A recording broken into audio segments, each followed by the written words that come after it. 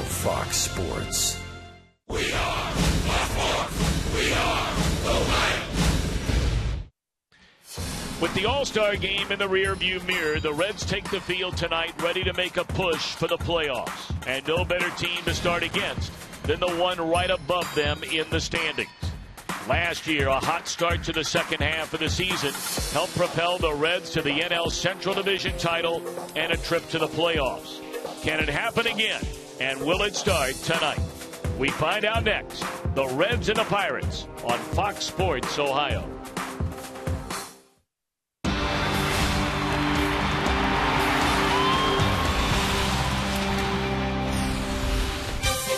A steamy summer night in the Queen City. We welcome you to Great American Ballpark. The Reds and the Pirates on Fox Sports Ohio, being presented to you tonight by Kia. The mythical second half of the season begins tonight, of course, following the All-Star break. Reds are 4 behind the team they go toe-to-toe with beginning tonight, and they're 5 behind the front-running Cardinals in the National League Central Division. And hi again, everybody, alongside Chris Welsh. I'm Tom Brenneman. Welcome, as always, to Reds baseball here on Fox Sports Ohio. Chris, let's get right down to it. Both managers having to decide how their rotations would shape up to begin this series and the second half.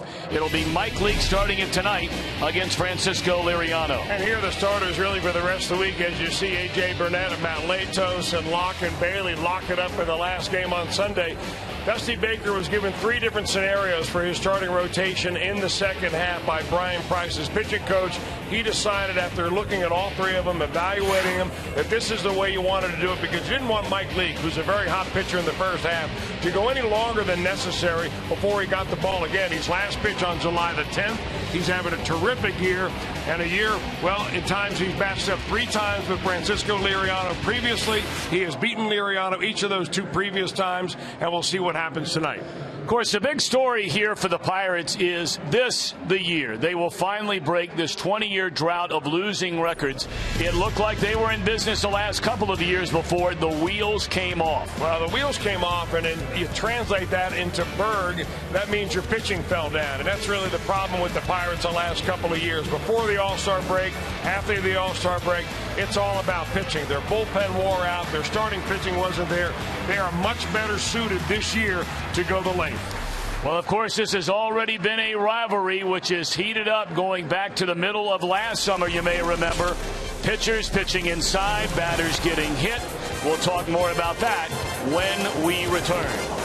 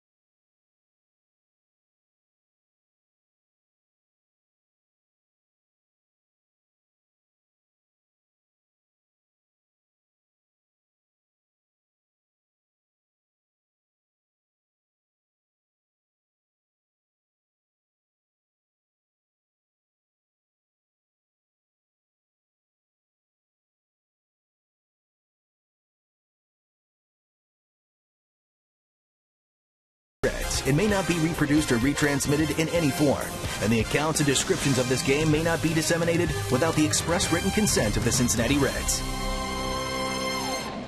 Well, as many of you know, around the Reds country, it has been mighty hot, and that it is right now. Our weather brought to you by Tri-State Orthopedics.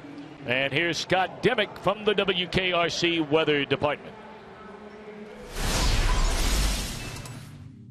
Good evening, everyone. I'm meteorologist Scott Dimick. Clusters of showers and thunderstorms have popped up this afternoon, but the chance for rain will be dropping throughout the evening. 82 is where we'll be at first pitch, down to 80 for the seventh inning stretch. Still humid, but no rain for the final out, and 78. Enjoy the game. All right, Scott, thank you. Will we see more of this in this series? Already 19 times batters have been hit by pitches between these two teams, Chris. Well, they seem to have zeros and bullseyes on each other. I'll tell you what, you've seen all the number of hit by pitches. Mike Leake has been involved. Andrew McCutcheon has been involved. Brandon Phillips got hit, and he ended up losing 4 games, and the Reds lost 3 of the 4 that he was out. So you hope not. The one thing you ought to consider, though, is that Francisco Liriano, the Pirates pitcher this year, has not hit a batter yet this year. So if you see a Reds hitter get drilled in this ball game, you may take it to the bank that it was not accidental. Here's the history of really those series where there are the most hit by batters, averaging over 9 innings. Reds and Pirates this year have more hits hit by batters in these series this year than you go back to the Expos and the Pirates in 97, the Astros Rockies in 96, and the hated Red Sox and Yankees in 2004. Those are drilling series, you can say that. Nearly 2 batters hit per game so far this year. Don't dig in. Dig in is right. Second half of the season begins tonight in the Natty.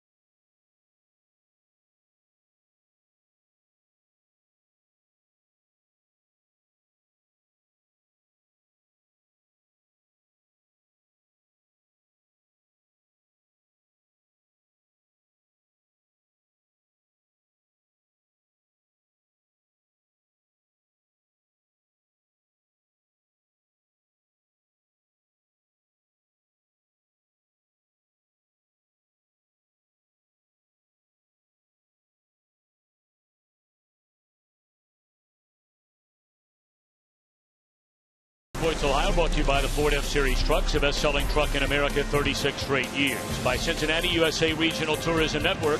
Book your stay at CincinnatiUSA.com. And by Skyline Chili, feeling good.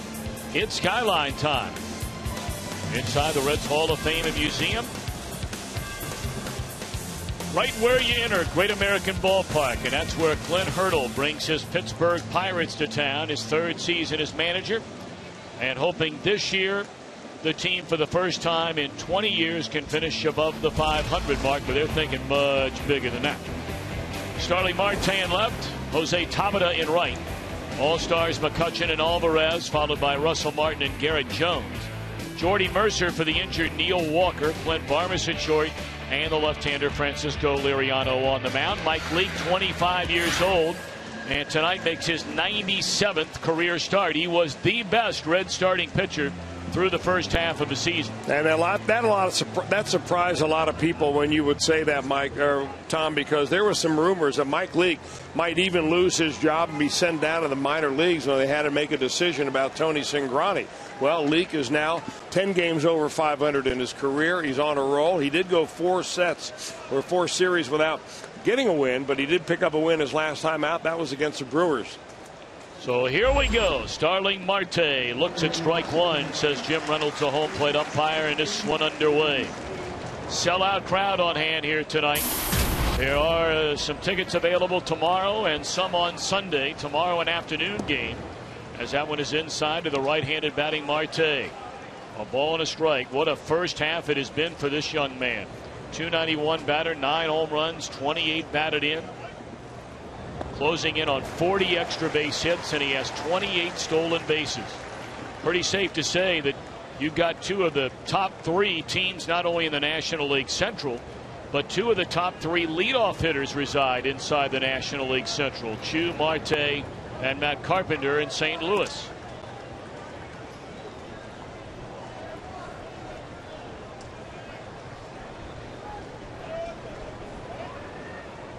Leake already making his 4th start of the year against the Pittsburgh Pirates. And that is strike 3 called.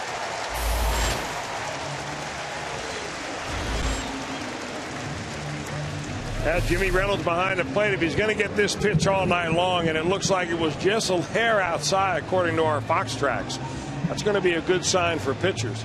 This is the kind of ball game that's a great game to pitch in, because right now with the sun out, the batter's eye is very difficult to pick the ball up off of. And their main goal when you come out of the bullpen as a starter is get through the first inning. And when you have a background the way the hitters are picking that ball up right now, it's a good way to get your feet on the ground, get in a little bit of a groove, and get off to a pretty good start. Jose Tabata. One hopper right at the third baseman Frazier, and Leake has taken care of the first 2 batters on 7 pitches.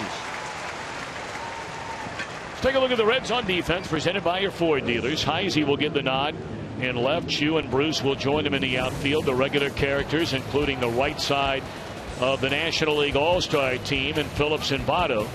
And Devin Mesoraco will get a lot of playing time until Ryan Hannigan returns from the DL. We talked with Ryan before the game today, and the Reds are hoping he'll be ready this time next week when the team opens a series against the Dodgers. Strike 1 to Andrew McCutchen. McCutchen kind of just floating along through the first 2 months of the season, then really turned it on about midway through June and put his numbers up to very impressive fashion. 302, 10 home runs, 49 batted in, closing in on 30 doubles.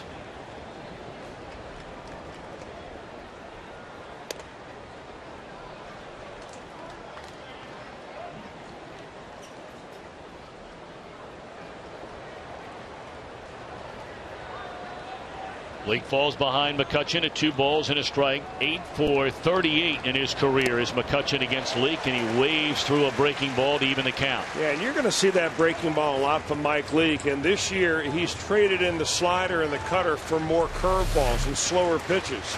His frequency of that curveball has really gone up this year, and I think it helps him get those hitters off balance. Jim Reynolds calling the balls and strikes tonight. John Hirschbeck, the umpire at first base. James Hoy at second, and Bob Davidson, the umpire, down at third.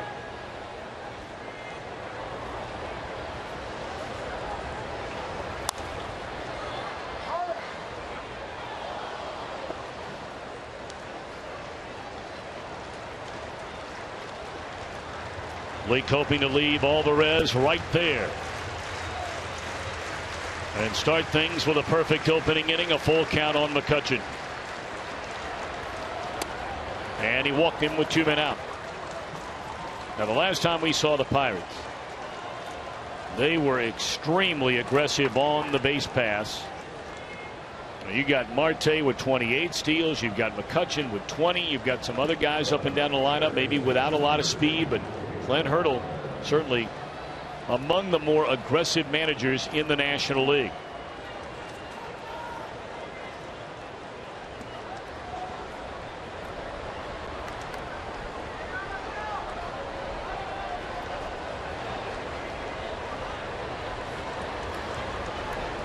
Pedro Alvarez, a .250 batter, 24 home runs and 62 runs batted in. Well, he's a good fastball hitter, and if you've got a speedster on base like Andrew McCutchen, you're thinking as a catcher, I better call for some fastballs. It gives myself a better chance of throwing runners out. Mike Leake might have other ideas. Strike one.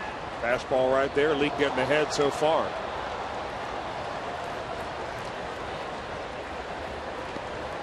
I guess it's the age-old question, really. You got a left-handed hitter up there, and you've got the right side of the infield open. Do you run the guy right here, or do you leave the right side of the infield open so the left-handed batter, if he rolls over on a sinker, he can't get a base hit there?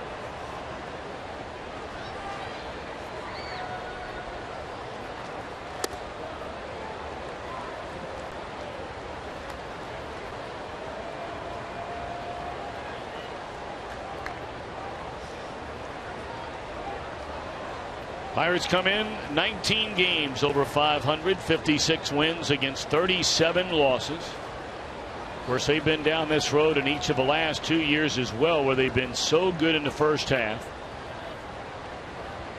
And they just completely collapsed in the second half. This one in the air, and that's for Heisey staring into the bright sun, and he's got it, and that's all for the Pirates. A good start for Lee. Reds coming up against Liriano when we return.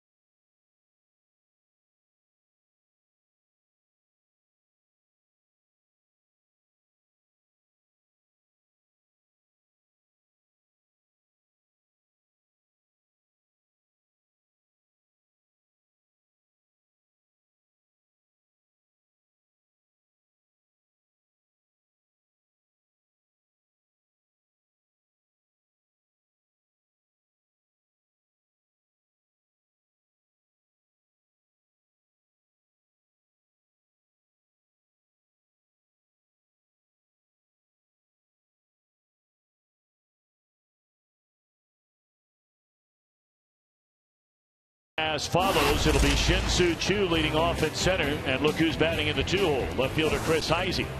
All-stars Votto and Phillips, followed by Jay Bruce, who easily could have been an all-star. Todd Frazier down at third, and a latter third of Cozart dropped to the 7th spot. Mesoraco 8th, Mike Leake 9th. And a rebirth in the career of Francisco Liriano, at one time so highly touted, so highly impressive as a rookie with Minnesota. Went through some injuries, some ineffectiveness, and Chrissy's been on his game since getting healthy this year. You're right, and that health came from recovering from Tommy John surgery. And for Francisco Liriano, it was a contract that he was happy to get. For the Pirates, it was a deal. They gave him $1 million guaranteed, and it was kind of a backup just in case deal. And it has really paid off for the Pirates. He is tied for the major leagues in wins with 9, even though he has only had 12 starts on the year. So Francisco Liriano has not yet beaten the Reds, even though he's tried twice, but he's pitched very good games against them. Shin-Soo Choo went into the All-Star break riding the tide of a 12-game hitting streak, and that batting average knocking on the door at .290. 22 doubles along with the 13 home runs and 31 batted in. A ball and a strike. We talked about how good Leake has been against the Pirates. And Chris mentioned even though Liriano has lost to the Reds, boy, he's been impressive. 6 innings, 4 hits, 1 run, 11 strikeouts. When the Reds beat him in Pittsburgh 2-0. And then 3 weeks later, 6 innings, 5 hits, 2 runs in a 4-1 Reds win. And in each of those previous games that you just mentioned, the opposing pitcher for the Reds was Mike Leake. So he's got to feel pretty good about this particular matchup. You know, there were 2 lineups that Dusty Baker floated out here today. Early lineup was Chris Heisey leading off and Shin-Soo Choo batting in the number 2 hole. And we've seen that a lot with when the Reds face left-handers. But Dusty decided to change it later on and said, you know what? Choo is my leadoff hitter. I'm going to stick with him as my man at the top of the lineup. And he put the new lineup out with Choo in his normal spot at the top. 63 times this year it's been Zach Cozart batting in the number 2 spot, and the Reds have played 95 games this year.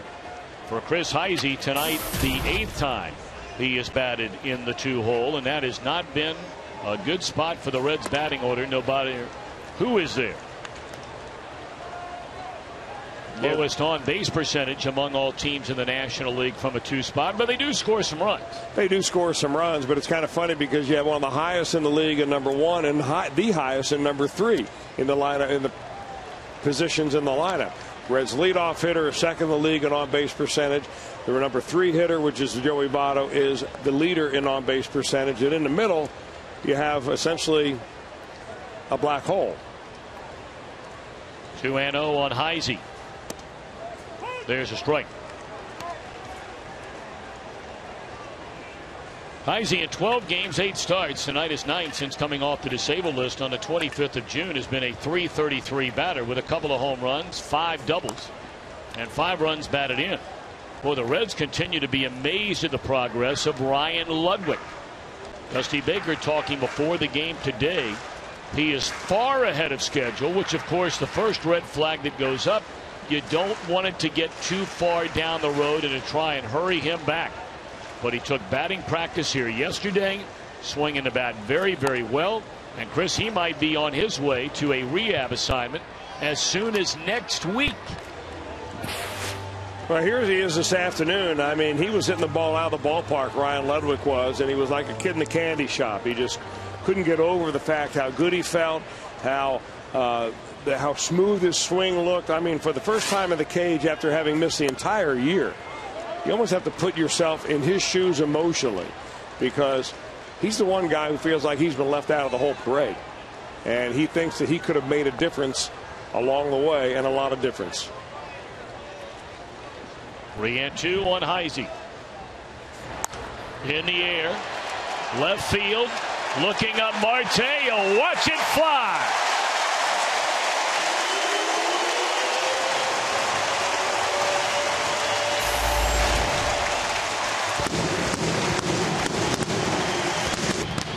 And the Reds have jumped in front in the opening game of this weekend series, 1-0.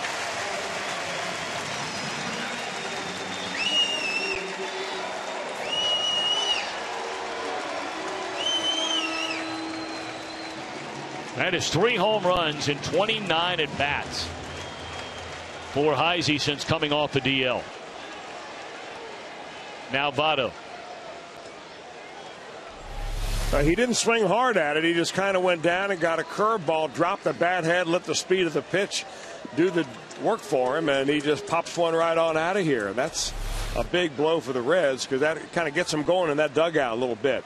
If you're tentative at all, and then all of a sudden you put a 1 spot on the board with a home run in the first inning, that can kind of get you going a little bit.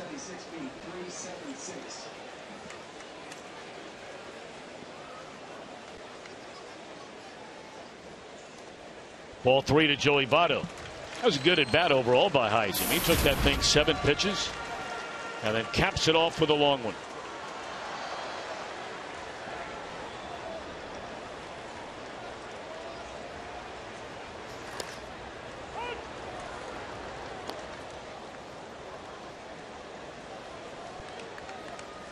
Well, it certainly felt as though the Pirates were the talk of the All-Star break and how well they have played this year, in a sense that this team was ready to end this 20-year drought and that they have all the tools in place, especially on the pitching front, Chris, to finish over 500. But of course, Clint Hurdle and his team, Andrew McCutchen, saying point blank, we're not thinking about finishing over 500. We're thinking about winning a division. But right now they are the media darlings to some extent, it seems, around Major League Baseball. Well, isn't that always the case, though, when you get a team that's underperformed for so long? Everybody loves an underdog. And certainly when you haven't made the playoffs since 1992, it's when they had the last winning record. I mean, you are a media darling because you are the ultimate underdog.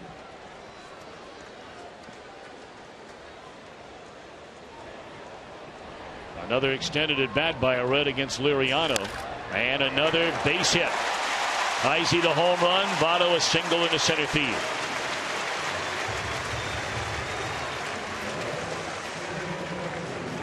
The Pirates defensively, presented by your Ford dealers, look this way. Tabito is not even on the Major League club last time we saw the Pirates. Now he's playing every day in right. Jordy Mercer is in for the injured Neil Walker. They hope to have him back soon. And what an addition Russell Martin has turned out to be for this Pirate team.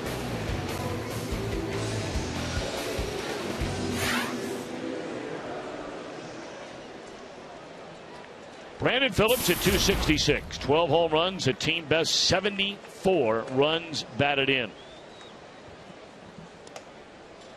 And Liriano clearly not as sharp as we've seen him in 2 starts so far this year against the Reds. Only Paul Goldschmidt of Arizona has more RBIs among all National Leaguers than Brandon Phillips.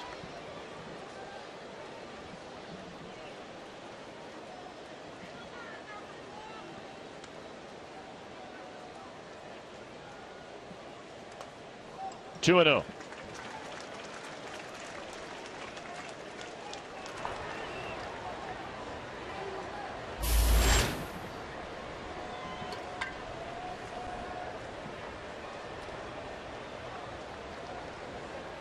Starting tonight, the Reds will play 18 games over the next 17 days. 6 of them will be against 2 of the teams, the only 2 teams ahead of them inside the National League Central Division. Slow roller left side. Mercer, good play. 2 outs in the inning.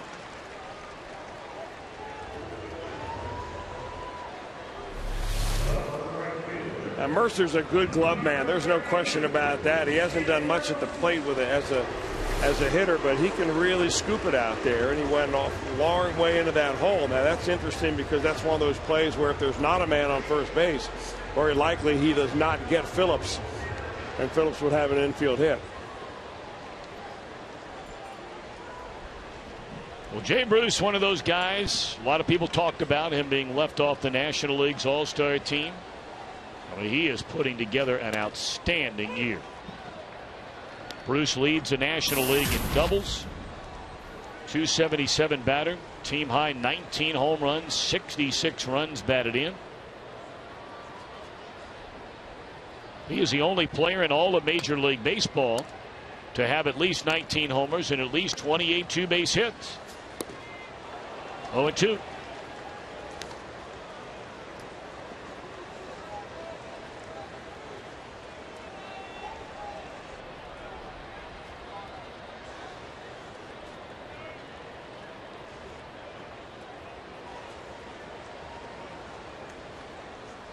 Big shift put on defensively by the Pirates for Jay Bruce. 0-2 delivery. And a breaking ball smothered by Martin. The ball and 2 strikes. You know, it's kind of interesting to see different teams with different shifts. And you see this is the third baseman right here, Alvarez, playing. You've got the shortstop, Quentin Barmas, I believe, playing right there. So they're trying to make sure that Jay Bruce hits the ball the other way. And against Liriano, that would be his best idea. One reason why Votto is so good against left-handed pitching is being able to hit that breaking ball the other way. Came up and in with a fastball at 95, and that's all for Bruce and the Reds. But they get the long one from Heisey. Opening game, post All-Star break. Reds 1, Pirates nothing.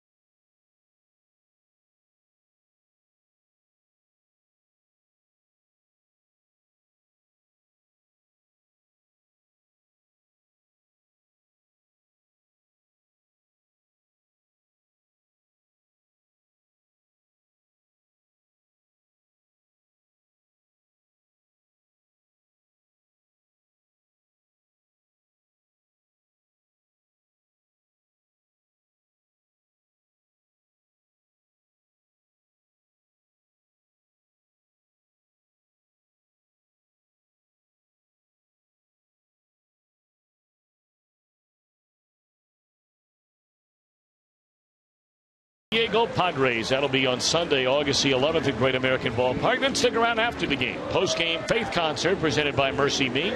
That's presented by our friends from Prasco. 513-381 Reds, the number to dial. Reds 1, Pirates nothing, as the Bucks come to bat here in the second inning against Mike Leake, who allowed one base runner in the opening inning. That was a walk. And he'll be facing Russell Martin, Garrett Jones, Jordy Mercer.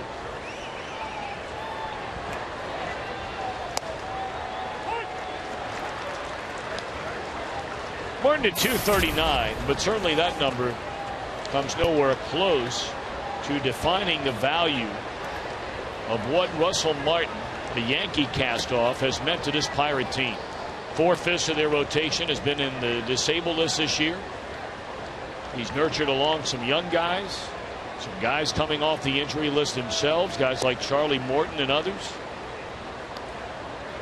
And when you talk to Pirate people, they'll tell you, I don't know if he's their most valuable player, but perhaps their most important player.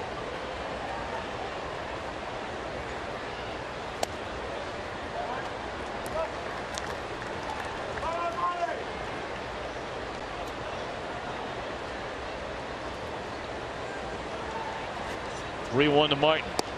Strike 2.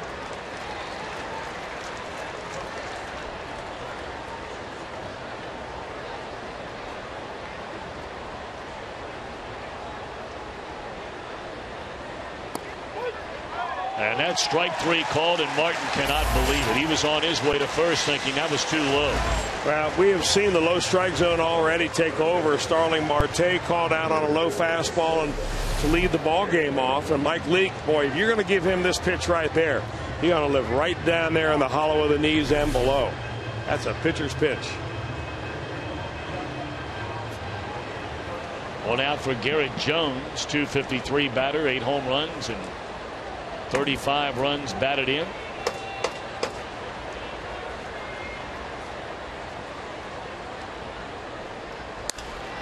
That one hit down the left field line. That's a fair ball.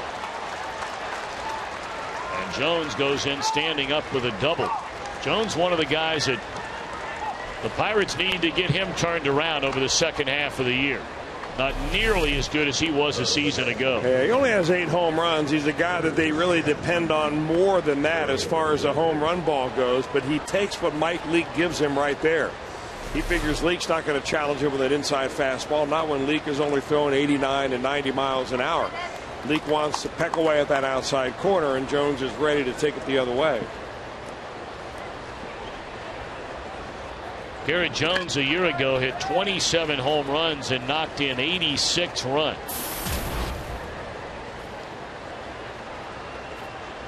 We mentioned there without Neil Walker, and that's why Jordy Mercer tonight is playing second base. I said incorrectly a moment ago he made the nice play at short. That was Barmas on that ball hit by Brandon Phillips. And I meant Barmas too, but said Mercer. It's the first time we've seen him at second base tonight. Well, they're good. They're both very good glove men, and Mercer is having a little bit better of a year offensively.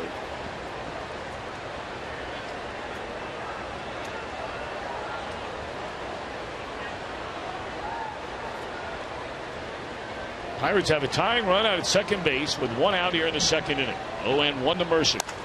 Pulled foul. It's 0-2.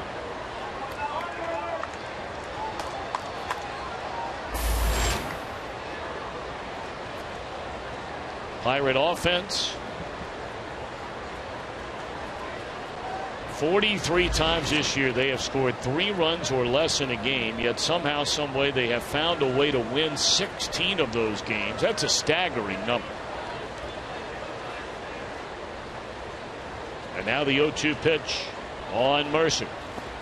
Started 2 and laid off of it. You know, if you watch Mike Leake, and he's a great example of a guy all of a sudden getting a renewed confidence in himself and his stuff. And I think it really began when Dusty Baker gave him a vote of confidence and said Mike Leake is going nowhere, and Tony Cingrani and has to do something with Cingrani when Johnny Cueto comes off the disabled list. And from that point on, Mike Leake really began to turn it on. Very aggressive in the zone. And really for Mike Leake, it's It's staying away from mistake pitches. Where he misses down and out over the zone or out of the zone instead of in the middle of the zone where he gets hit. His home runs are way down this year, and that's the main reason for his success. So oftentimes it's not the spots that you hit, it's where you miss your spots that is so important. Still a ball and 2 strikes on Mercer with Jones out at second base and barely making contact, but contact nonetheless to hang around is Mercer. He didn't really strike out very much. He was a rookie last year, only got 42 games in, played part-time mostly as a defensive guy. They're the numbers that you see with runners on. His batting average actually goes up, his on-base percentage way up.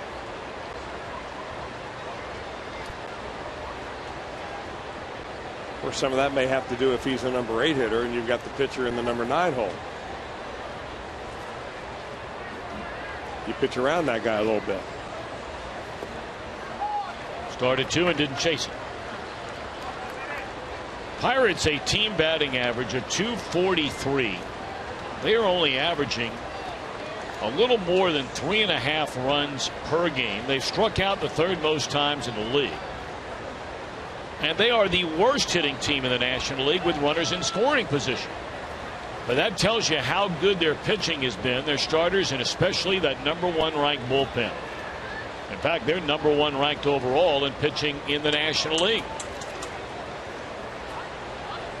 And the other part of the Pirate picture is the fact that they've got a very good farm system, one of the top ranked farm systems out there. So if you're thinking about adding a player at the trading deadline, you have to have some bargaining chips. You've got to have some good young players to give those teams that are looking to dump some veterans.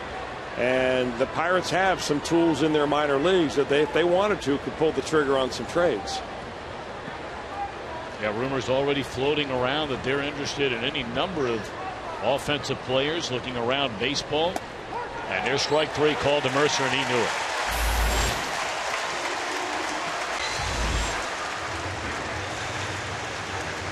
Take a look at tonight's IGS, bringing the energy. On Mike Leake's career, year by year, inside the National League Central Division, how about this year in his 8 starts? A 5-1 record and an ERA at 2.72.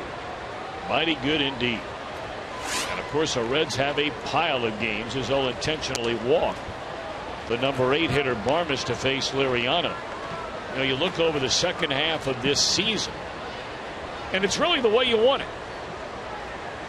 The Reds are going to play the St. Louis Cardinals 10 times. They're going to play the Pittsburgh Pirates 9 times.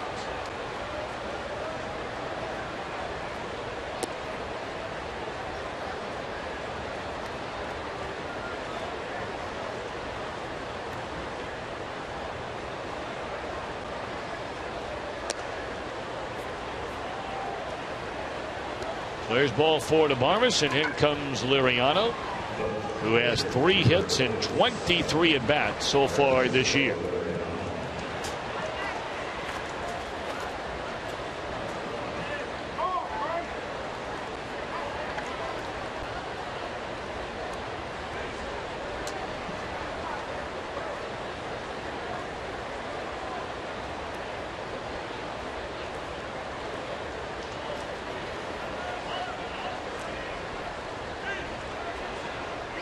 If you're wondering, one of Liriano's hits this season of the 3 he has came against Lee, but not this time.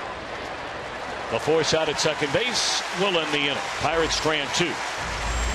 Reds look to add to a 1-0 lead as they bat the second.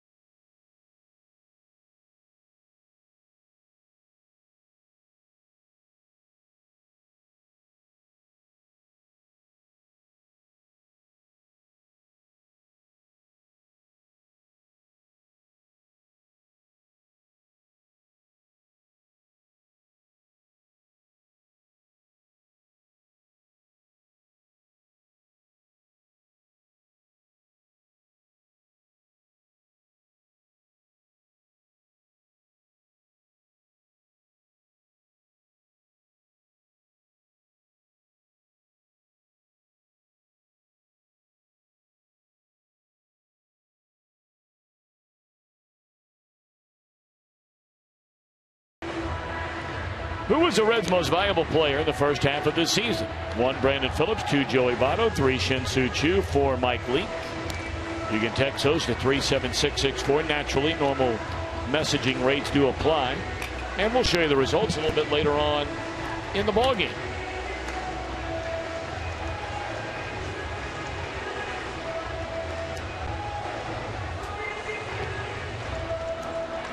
Well, Chris, who would you vote for there for the first half Reds MVP? I got to tell you, if I had to vote, I think it would be Brandon Phillips. I'm with you right there. I have to give Choo a close second on that. And you can't forget about Mike Leake either. No, you're right. I mean, that's why it's a team game. It's so difficult on a good ball club to pick one guy that you name most valuable, because the whole idea is that everybody contributes. I tell you, the other guy that you probably could put on that list, well, a couple of guys. You could put Jay Bruce on it, but I tell you, Matt Latos. Yeah. I mean, he's the only Reds pitcher. Every win the Reds have against the St. Louis Cardinals this year, he has all of them.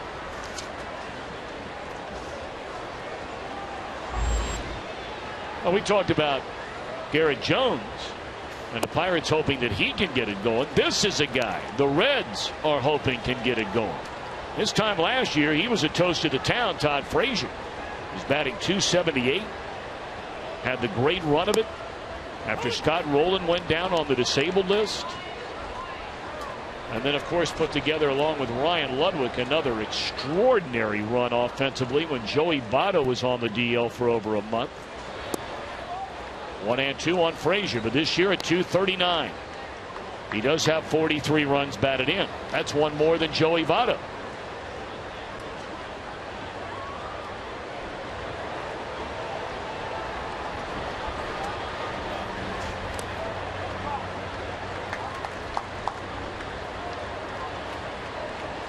Well, you just wonder with Todd Frazier, is it the matter of the league catching up with Frazier? And what does Frazier now have to do to catch back up with the league? Scouting reports. What adjustments does he have to make?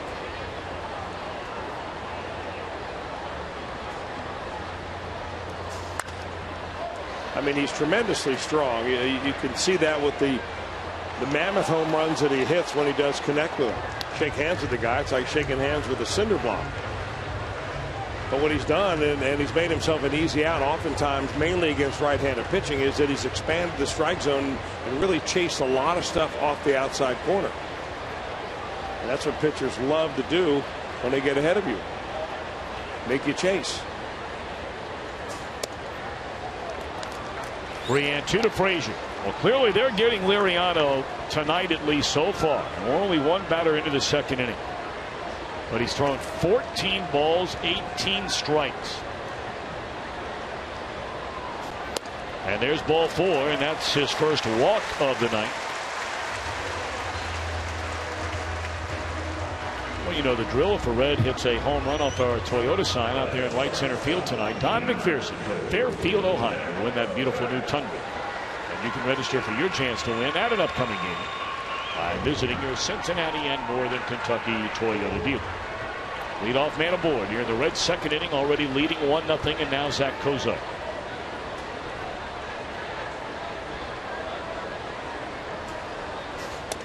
Ball 1.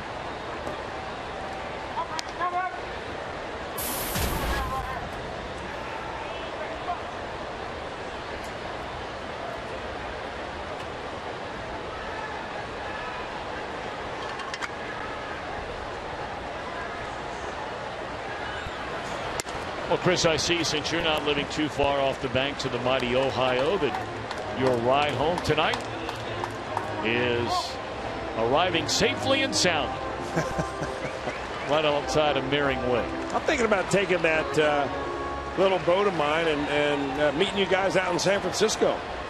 That'd be quite a trip. Take it right on down to Mississippi, Ohio to Mississippi, through the Gulf of Mexico, cut through the Panama Canal, and I'll be up there in no time. Well, you better get boot scooting, as you like to say, on Sunday, because the team's due out there Monday.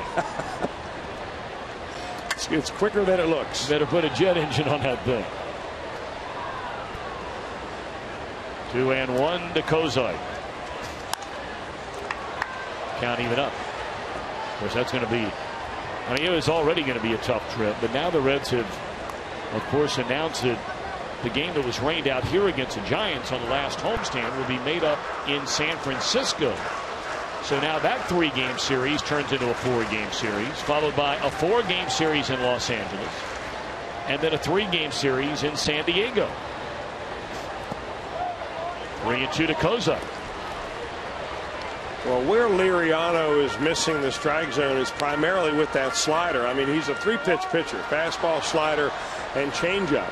And normally he's got very good control of the slider. He's got a great whiff strike on both his fastball and slider, and he's just not able to get that ball where he needs to tonight.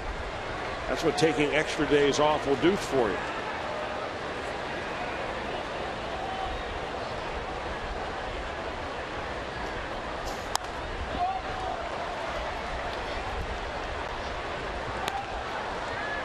You may remember Liriano began the year on the disabled list. Chris talked about him signing that free agent contract, and he was worried about losing that thing before he ever officially signed it. On Christmas Day, he was playing with one of his children and broke his arm, not his throwing arm, his right arm, in a freak accident, and was terrified about calling the Pirates and telling them about it because he was afraid they'd void the contract. They did not. But he started the year on the DL. And he strikes Kozar down. 1 away.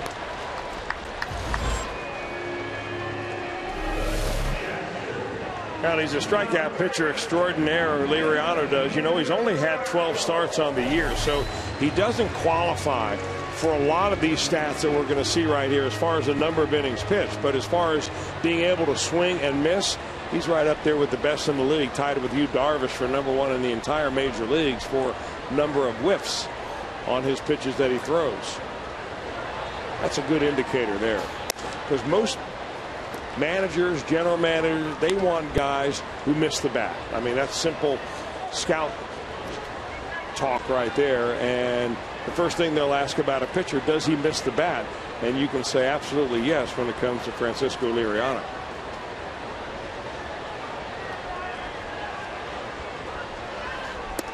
Two 2-0 on Devin Mesoraco.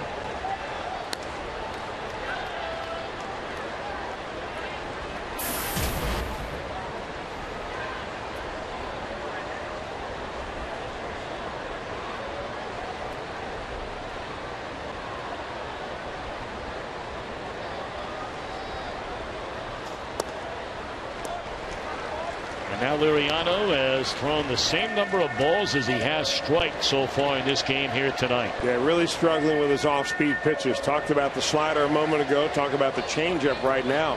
His front shoulder, that right shoulder, really flying open his arm and a little bit dragging behind. And that changeup just continues to stay off the plate outside. Ball 4 to Mesoraco. Boy, it sets up perfect spot now for a bunt. Right now, FoxSportsOhio.com, the Reds are relying upon 3 young players to continue their playoff push. Kevin Goheen has that story. Are the cornerbacks the key for the Bengals this year? And if you click on Game Connect during any Reds game, you'll get stats, splits, social media tools to enhance your game viewing. All brought to you by 1-800-SAFE-AUTO. Drive safe, spend less. So now Leake, who really has not swung the bat well at all this year. He has 5 hits and 39 at bats. But 3 of those 5 came in the first month of the year. That one bunted foul. And he's down a strike. Leake has 4 sacrifices. Having said all that, he is a guy, Chris, that handles the bat well.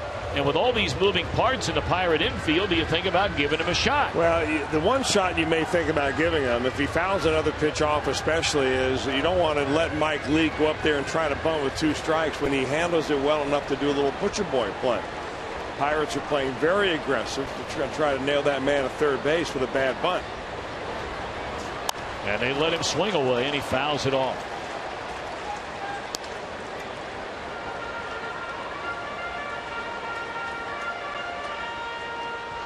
Reds are making Liriano work. He has only started a batter. First time through the order 3 times with a strike. Only 1 batter as he retired in 3 pitches or fewer. And 4 batters already have had at bats going at least 7 pitches tonight. That's un-Reds light. And they let him swing. And he hits it right to the second baseman. And the inning is over. So they give Leake the shot. And he cannot deliver. 1-0. We go to the third.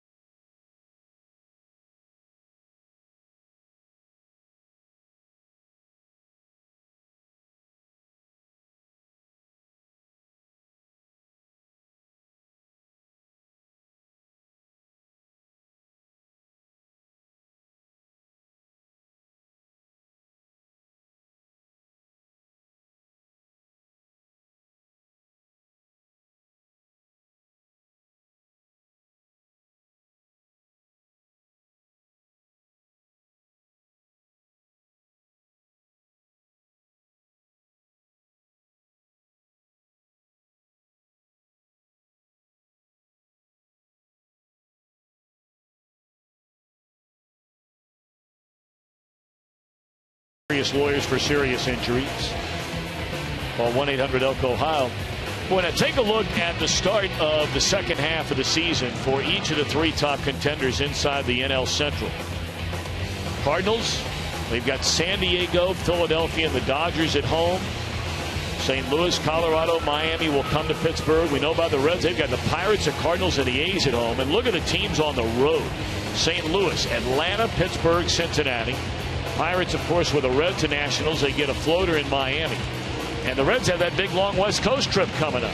They do, and that was a trip last year that really put the Reds over the top. They won 8 of 9 games and went on the road last year after sweeping the Cardinals to begin the second half. So that really built the momentum last year. They ended up winning 19 games in the month of July, the Reds did. They followed up with the same number of wins in the month of August, and they're on their way to winning 97 and the division. You just hope that history can repeat itself, and the Reds, after this 3-game set, head on that 3-city road trip to the West Coast. Tonight is a 3-city trip to kick it off in Cincinnati for these Pirates. We just showed you all the road games they have to begin the second half, and those are coming consecutively.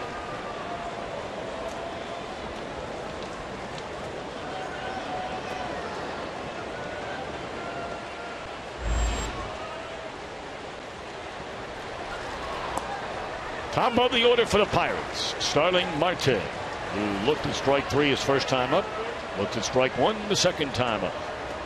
Reds got a home run by Chris Heisey as a second batter in the first inning, and that's the only run for either team thus far. 0-2 to Marte. Yeah, that's the second time in 2 at-bats that he's going to turn around and say something to Jim Reynolds, saying, hey, wasn't that ball a little bit low? But Reynolds so far has been very consistent calling that low pitch a strike.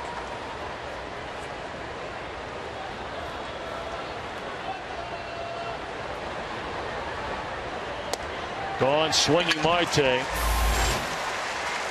that's 4 of them tonight, the first of the swinging variety for Mike Leake. Now, I think that low strike both times up for Starling Marte has just gotten into his head, and he just goes up there worrying about what's going to happen.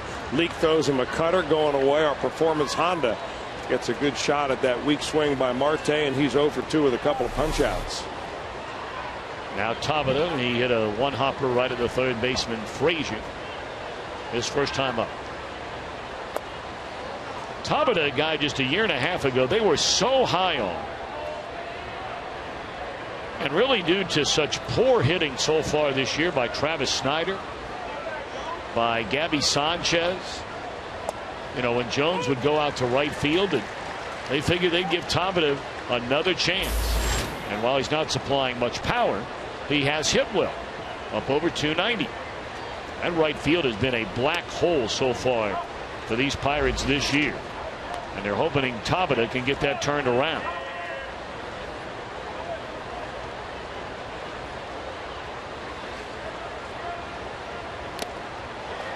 Two and two. Boy, Leake really changing speeds effectively. Feathered little changeup on the outside corner. Low and away for the first strike. Fires that high 90-mile-an-hour fastball for the second strike. I mean, he's working quickly in between pitches. I mean, he's feeling good about himself right now. Tell you what, they are jam-packed inside Great American Ballpark here tonight. You look up in the upper corners of both upper decks, and it's hard to find many empty seats here tonight. Big series to kick off the second half of this season. Swung on and fouled out of play. And it's turned into a rather comfortable night. It was extremely muggy and hot earlier, but now that just about everybody, except for those in the moon deck, right now still the sun deck, up in left field, are in the shade.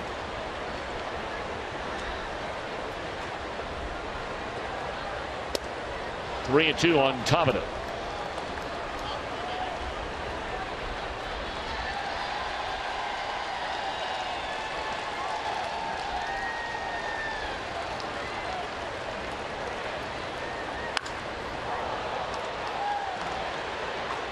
Chu will back up on it. That's out number 2.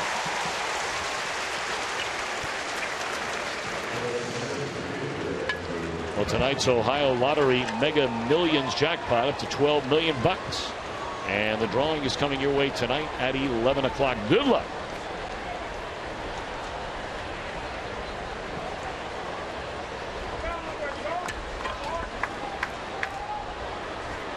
Now McCutcheon. He walked with 2 outs in the first inning. Beautiful breaking ball to start him out, strike 1.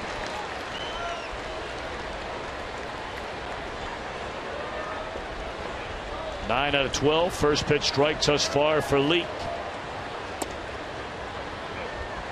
Well, he's really wearing out that glove side of home plate, isn't he? I mean, against all these right-handers, even left-handers. The hardest pitch for a right-handed pitcher to throw is that one low and away to a right-handed hitter. But he's just peppering that pitch in there time after time. And the reason Mike Leake's able to do that, he's got a real good direction towards home plate. He's not one of these pitchers that throws across his body. When he wants to go in there, he makes that sure that his foot goes right towards home plate.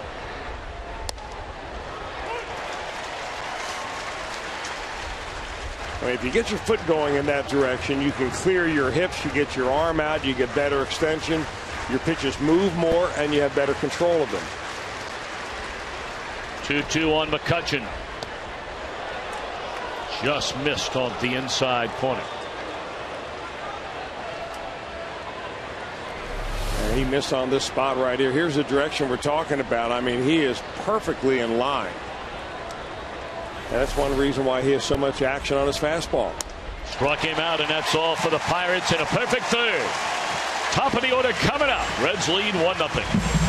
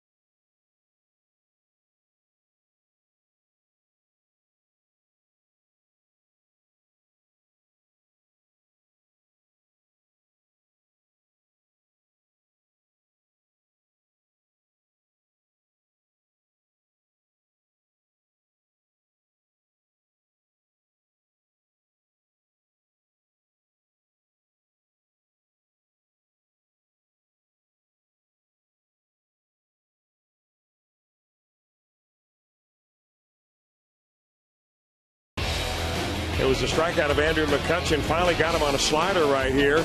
And you can see Mike Leake working that breaking ball against McCutchen. Got him swinging over the top of that one for the third out. 5 strikeouts on the night for Mike Leake. And he holds a 1-0 lead. Don't forget to use hashtag #WIFATREDS in your tweets to help raise funds for MLB's RBI program. Each month, the team with the most tweets will receive $10,000 for their local RBI program. And by the way, the Reds won in the month of June. I tell you, you start putting fan votes up for anything to do with Reds. Of course, a couple of years ago, Joey Votto, 3 years ago, was up for that final spot on the All-Star. That was a runaway winner. Every year in that Ford Frick Award, when fans can vote for a broadcaster to go into the Hall of Fame, Joe Nuxhall, quadruples the number of the second place finishers. Now other people vote on that ultimately. But Joey Votto on the face of Major League Baseball this year,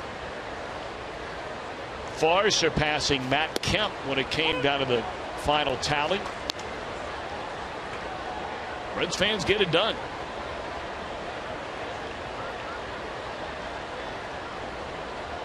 Two and one to Shin-Soo Choo leading off the third.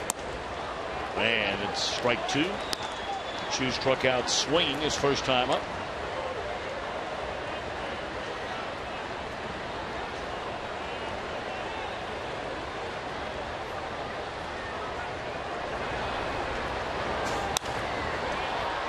That's a pop fly and a short left. That's easy for Marte. 1 out.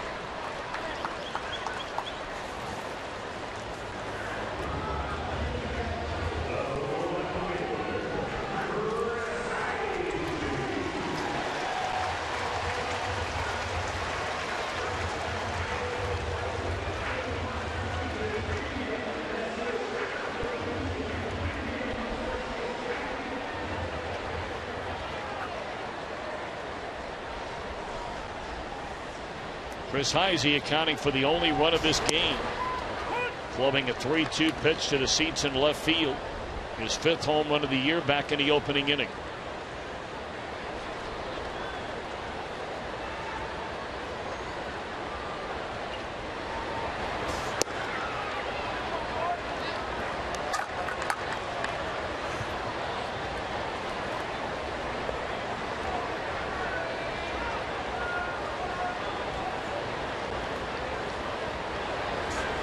We brought up Todd Frazier and how the Reds need to get him turned around. Really, you could make that argument for everybody who bats right-handed outside of Brandon Phillips in this entire Reds batting order on a daily basis.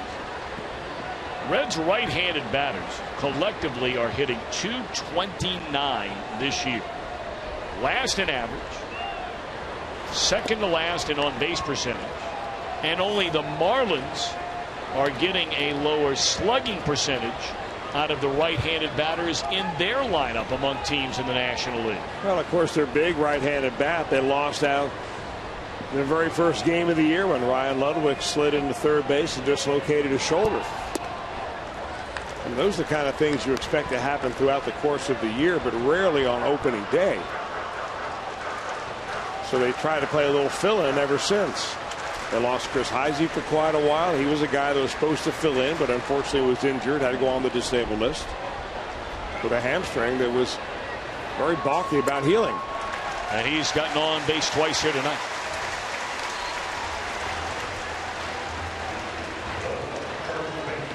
It's already 3 walks in the game for Liriano. And now it's Votto who's singled to center field his first time up. Well, do you think about trying to make something happen? You posed a question earlier about a left-handed batter on base, and you start a runner, and but this Reds team, even though their team batting average, their runs scored, all those kinds of things are pretty good. We know they have been abysmal with runners in scoring position, especially over the last month and a half.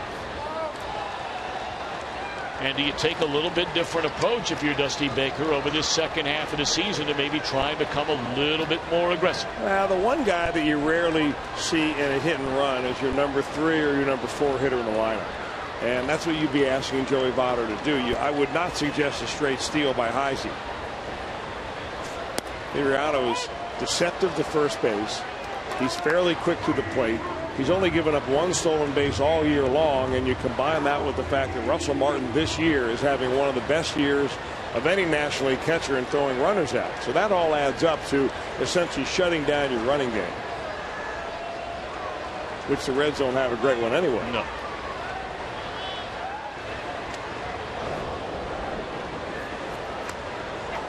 Although might be able to balk him over to second base. That was kind of an awkward looking move right there by Liriano, and you have Bob Davidson on third. And we say that kind of tongue in cheek because, you know, Bob Davidson's unofficial nickname is Balking Bob Davidson. More or less known for years ago, and he would call more box than he has lately. Well, that was the year that baseball decided they were going to make that a point of emphasis among umpiring crews, and Davidson certainly took it to heart.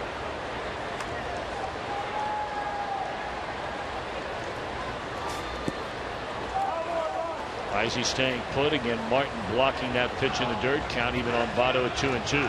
You know, the one thing that we really noticed about Russell Martin this year is that he just simply looks so much more athletic behind the plate this year than he's had in years past. He's had some injury problems in the years past. He fought for the Yankees last year, hit 27 home runs or so.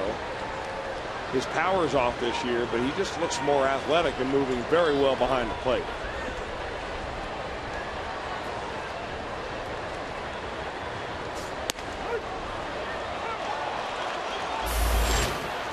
Two are out in the inning.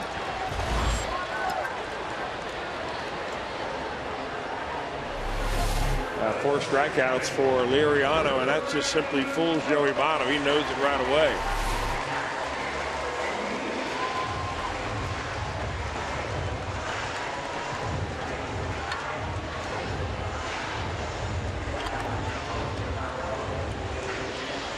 Cardinals will be teeing him up shortly. They'll be at home to begin this post-All-Star break second half of the year against the San Diego Padres. Padres were on a pretty good roll there for a while, but man, have they come back down to it. Now it's Brandon Phillips. First pitch swinging. Fly ball down the right field line. Top of there, waiting, and the inning is over. One man left. We played 3. Reds 1, Pirates nothing.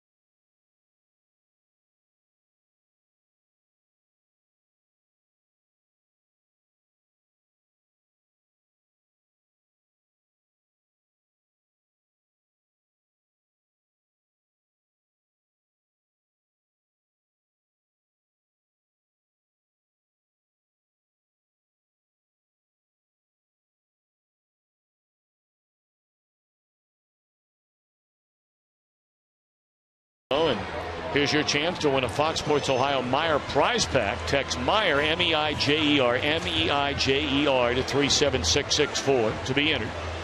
Wish you good luck. And 58% so far say Brandon Phillips.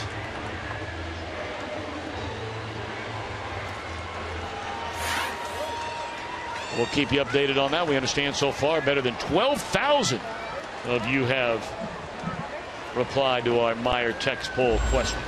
It's good stuff. It's about average for a Friday night. About average for a Friday night so far. We will see as we work our way into this Friday night. First pitch swinging, and that'll be one pitch out off the bat of Alvarez right at Joey Votto. You know, we'd certainly like to thank all of you at home. I saw the article in the Cincinnati Business Courier. It's a great publication, by the way, and that Reds baseball, the third highest ratings on television among all teams in Major League Baseball, fractionally behind the Detroit Tigers and the St. Louis Cardinals. So thank all of you for making Reds baseball a part of your daily, if not nightly, lives from time to time.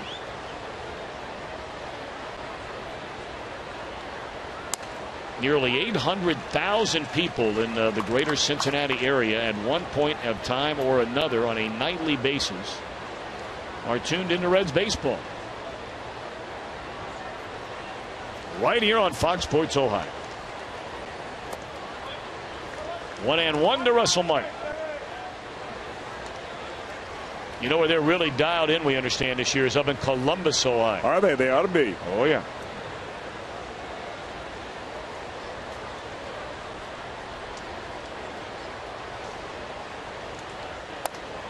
One of your favorite towns, especially when it comes to football season. Hey, man, right around the corner. Getting close, not there yet.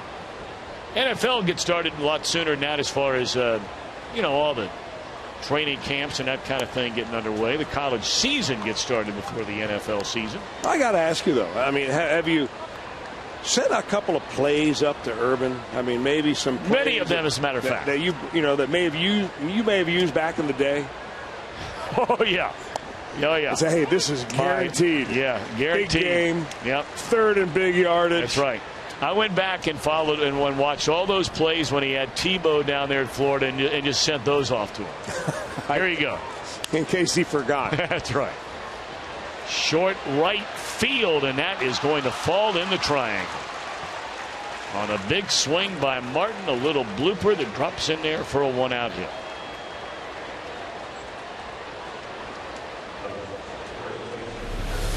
Kind of an odd play. They're playing him a little bit deep right there. Gets it on the end of the bat on either a cutter or a slider right there. And Jay Bruce is the one that's going to come closest to it at the very end of that. And it just is kind of in no man's land.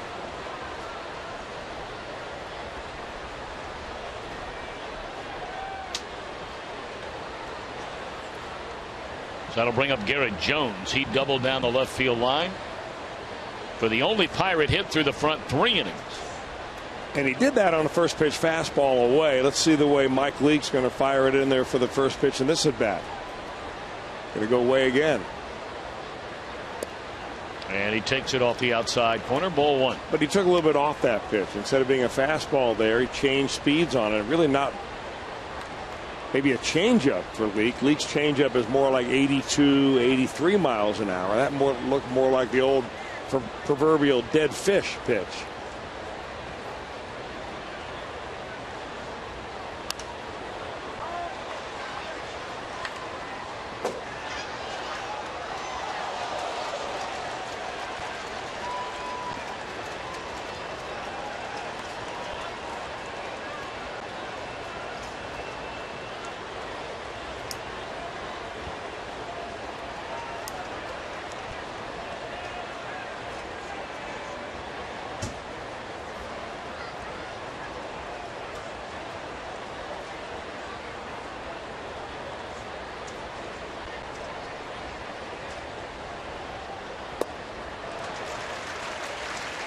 One and two to Jones. The Reds in Fox Sports Ohio would love to send out a couple of happy birthday wishes. Art Price turns 91 today.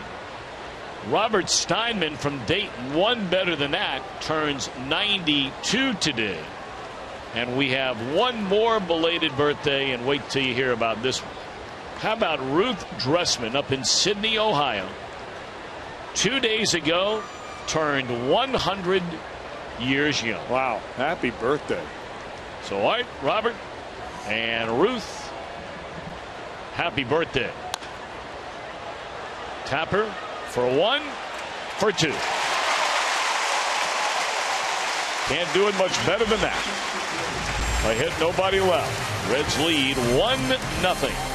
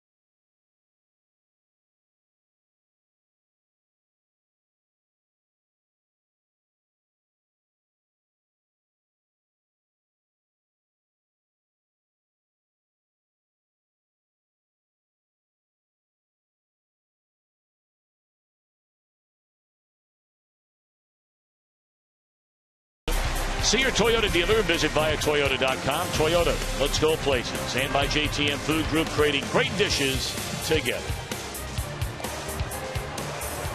Pleasure to be on AFN, the American Forces Network, broadcasting to U.S. Armed Forces, serving in 175 countries and ships at sea tonight.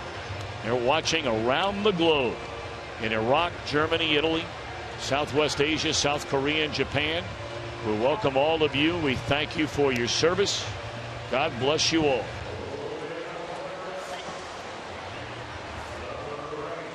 Reds come to bat last of the 4th with a 1-0 lead. They got a home run from Chris Heisey in the first inning. Liriano has certainly not been as sharp as we have seen him, but the bottom line is, Chris, he's only allowed the 1 run. He's not been getting ahead of the hitters. In fact, he's only been getting ahead of 5 of the 13 hitters that he's faced with the first pitch strike, but eventually he gets 2 strikes on him. So the Reds are trying to work him and make him throw more pitches. That part has been a success, but they've not been able to do much offensively except for that home run by Chris Heisey. They got the 2 walks in the second inning, but with 1 out, Mike Leake bounced into a double play to end that threat. Jay Bruce struck out his first time up. They got a 1-out walk to Heisey in the third, but Liriano easily retired Votto and Phillips.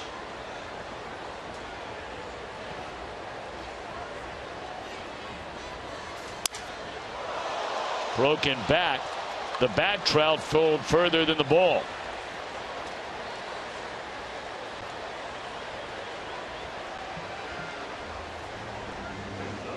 Boy, talk about throwing the bat head. This is the definition of it right here. He gets a fastball, and I guess that ball kind of got out of the end of the bat. He actually hit a pretty good line drive right there. After catching it, that's a first baseman, Garrett Jones. He's already got the ball in his glove.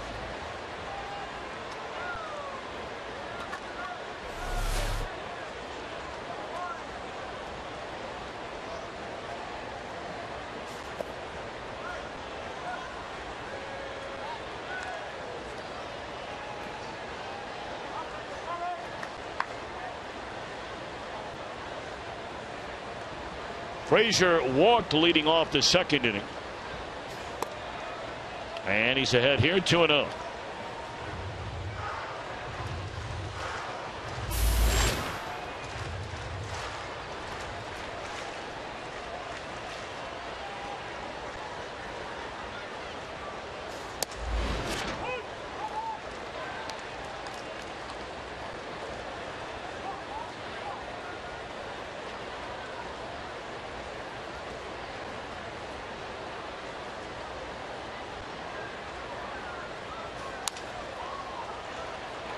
That ball flattened out on Alvarez. That's a nice pickup down there at third base.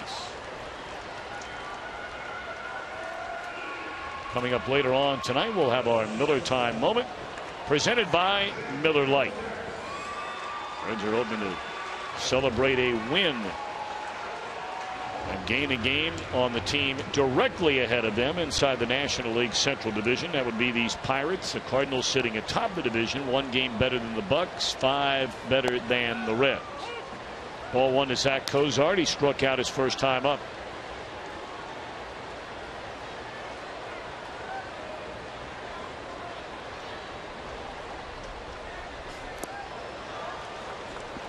That ball in the dirt, and Cozart swung and missed it. 0-2. You know what happens with a lot of times with a pitcher that begins to struggle early in the ball game. If you don't get him early on, he begins to find his stuff. And it appears like Liriano might be kind of getting into that groove. Now, he's had a long time off since he last pitched. But he stays stubborn with that breaking stuff. He stayed stubborn with the slider. He has stayed stubborn with his changeup. Deciding to continue to use him, and he's beginning to find a better release point on all of them. 0-2 count. You throw your best fastball as hard as you can, eye level, and drop a changeup on him on the next pitch. See what happens here. Or a slider.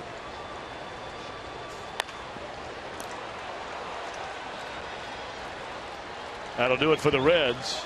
By far the most impressive inning of the night for Liriano. His first perfect inning.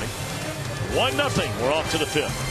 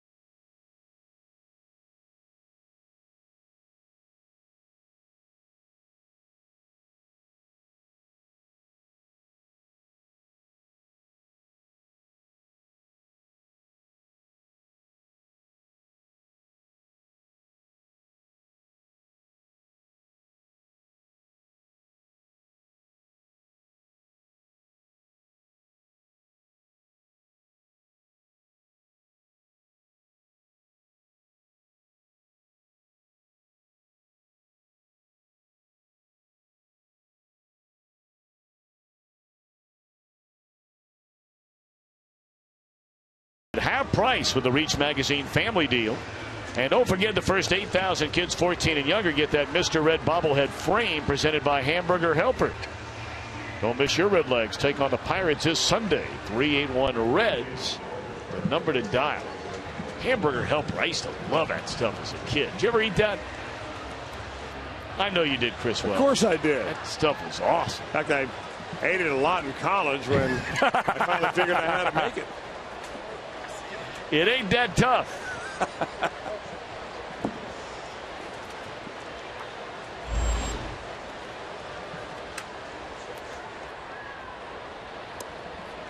Breaking ball in there, a strike to Jordy Mercer as the Pirates bat here in the 5th inning. There are tickets available tomorrow. Don't forget, that is a 4 o'clock start. And then Sunday, the regular 1:10 first pitch. And those are the only 3 games you can see the Reds play here in the month of July. I mean, they finished the first half of the season on a 7-game road trip to Milwaukee and Atlanta. They play 3 here in this series and then gone for 11 days. The next time the Reds are at home, we'll be turning the calendar to August, and guess who's coming in? that first weekend, the Cardinals. August 2nd, 3rd, and 4th. You don't think his place will be jumping that weekend, do you? Oh, yeah.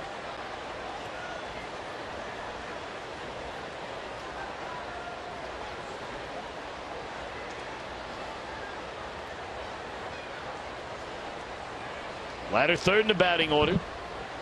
1-2 to Mercer.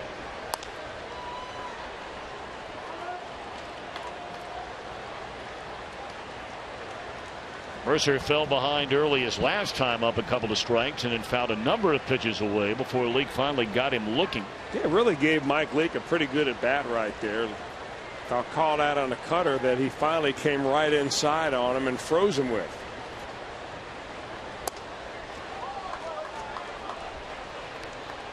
Mike used to getting that pitch.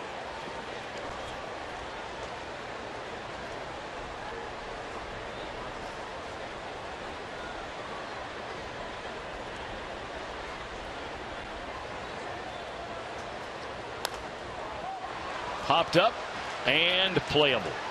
Mesoraco fires away the mask in foul ground. 1 out.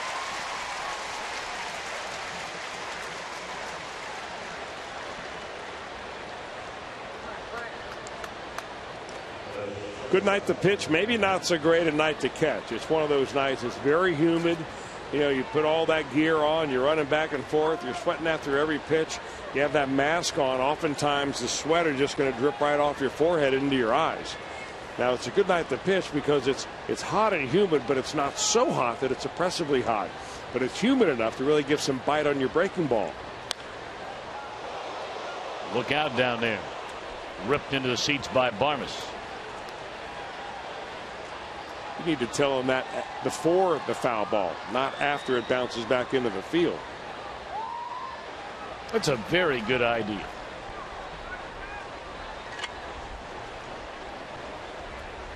All right, Fernando. Now look out down there. And now you had him ducking. They missed the pitch. That's a ball anyway. 1-1 on Barmes. Well, last time we saw this guy, he could not buy a hit. In fact, he'd lost his job to Mercer. And then when Neil Walker went down, forcing Mercer to go over to second base, Barmes got back in the lineup and has swung the bat much, much better. Well, some of the trade rumors surrounding the Pirates this year have to do with shortstops. And Alexi Ramirez from the White Sox is one of those that has been prominently mentioned. But of course, when you're the Pirates, you may have bargaining chips to trade, but you may not have the money to pull on a big contract. Well, but there is tremendous pressure on Pirate ownership at this trade deadline, the way this team is playing now for a third straight year at the brink. Well, they started the season with a $67 million payroll, which is not all that much by today's standards. You bring on a player like Ramirez, he's guaranteed, I think, 16 or 18 million between now and the end of next year. So maybe you could get the White Sox to contribute a little bit to that, depending on who you give up as far as prospects. I mean, there have been rumors about not only Ramirez with the White Sox, also Alex Rios. Yeah. Well, what an addition to the Pirate team he would be in right field. That one just dropped into right field. And that's another little blue pit. Of the Pirates' 3 hits, 2 of them have been just like that. We invite you to get ready for Reds action 30 minutes before every game with Reds Live on Fox Sports Ohio, your exclusive home for Cincinnati Reds baseball. Reds Live is presented by Ray St. Clair Roofing. 1 on, 1 out. We're in the 5th. Reds lead 1-0. And now to pitcher Liriano, who bounced into a fielder's choice, stranding 2 in the 2nd inning. Bunted out in front of the plate. This could be 2. There's 1, and that's a double play. Barmes went in hard. Kozar took the hit. And he's scuffling a little bit, getting back to the Reds' first base side dugout.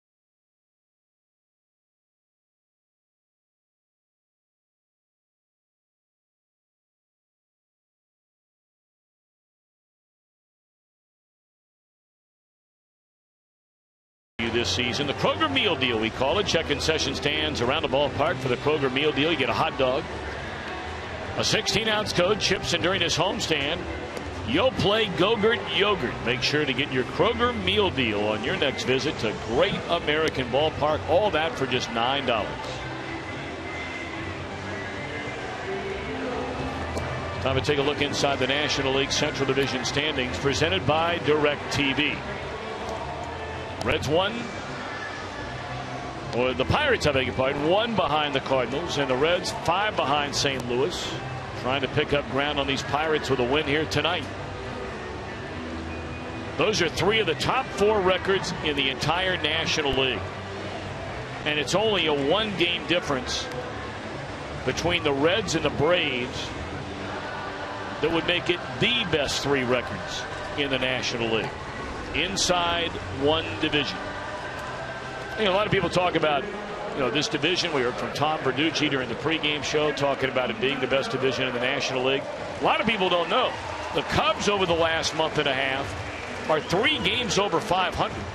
So even the Cubs are playing much better baseball. They've had very good pitching all year long. They just haven't hit much.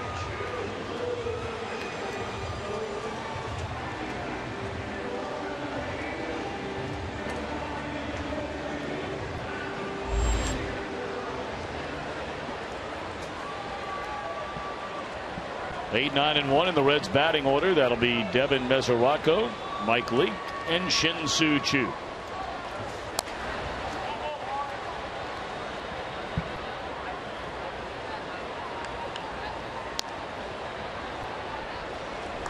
Let's go back to that slide by Barmes into Cozart.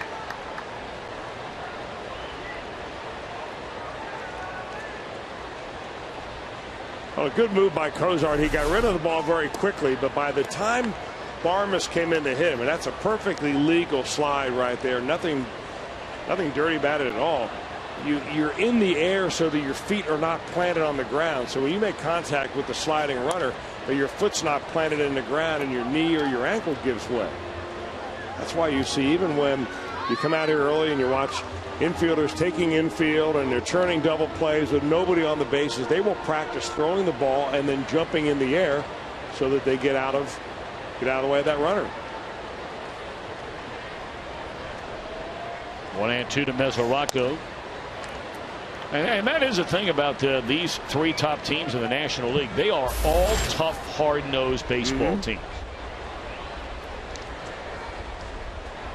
Let's not say they're the only 3 in the league. They're not. That ball scalded by Mesoraco into the corner.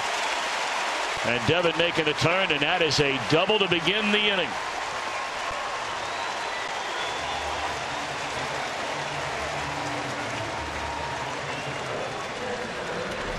Now, the 2 hardest hit balls on the night have come on a slider, and that's pretty much inner third, thigh high. That's where Mesoraco likes him, and he rips it right past the third baseman for extra bases.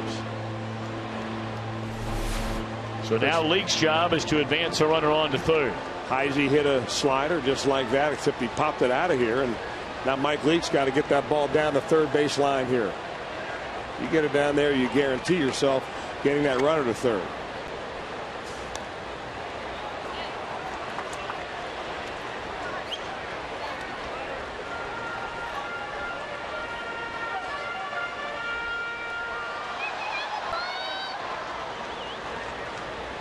So many little things could mean the difference in a divisional championship,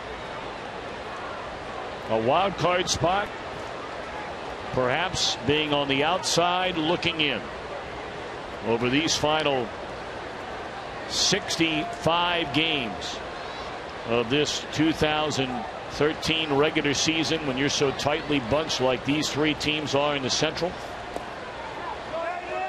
Can you put down a bunt? Can you advance a runner? And they're saying Leake offered at that pitch. Or are they? Yeah, they did.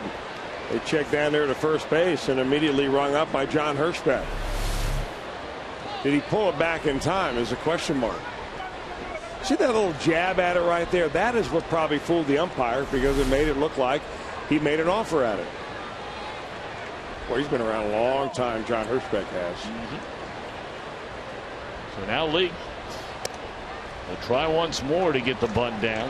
Hirschbeck in his 30th year as a major league umpire. 30 years.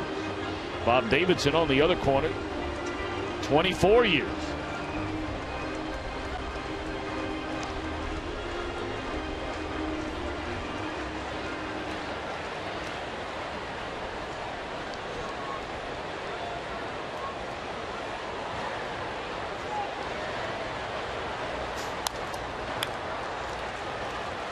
Well, apparently Dusty doesn't like what he is saying up there as far as Mike Leake's attempted bunts against a left-hander, Liriano. Well, he might as well take a shot at it. Leake is a pretty good handler of the bat, although you wouldn't know it by the way he's trying to bunt tonight. And he's got some base hit ability, and with a man on second base, on a 2-strike count, why not take a shot at it? The problem is that you're facing a high strikeout pitcher in Liriano.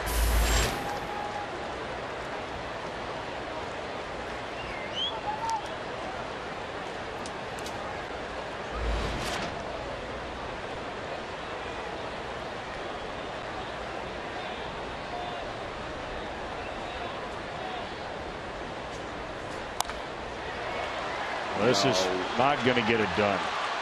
Well, it's just talk about the little things, and League just can't get it done. Well, you know, I think in that case, there's no rule that Mesoraco has to go to third. The rule of thumb is if that ball is hit behind you or to the right side of the infield, you automatically go. But I think it's just a matter of Mesoraco trying to make something out of nothing right here. The problem is, though, as you turn the lineup over, you've got, you know, the top of the lineup coming up, and you're still in scoring position. Now the Reds are in a situation where they've got one out. Instead of a man in scoring position, they've got the pitcher running at first base. Yep. It's a bad trade-off. But the bottom line is, Tom, you're right. You can't get the bunt down. I'm just starting to say that, you know, there's two things there that are the problem.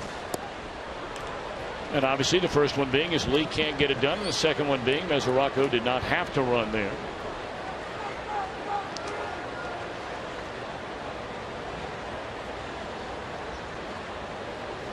So 1 on, 1 out. And here's Chu, hitless in his first 2 at bats. And that one into center field, and Leake will make the turn.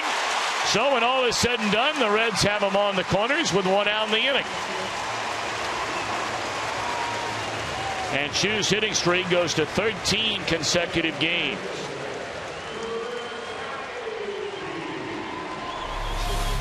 Hits the ball very sharply. I was a little surprised to see this ball get underneath the glove of the second baseman Mercer. Looked like he dove, but he overdove on that ball. It went kind of on the inside of his glove. Leak, good runner, comes all the way to third. Well, we talked about Chu coming in with a 12-game hit streak. Tack on 1 to that, the longest running streak among all National Leaguers currently. And now Heisey, who's been on base twice tonight. Ball 1. Heisey, a home run to left in the first, walked in the third.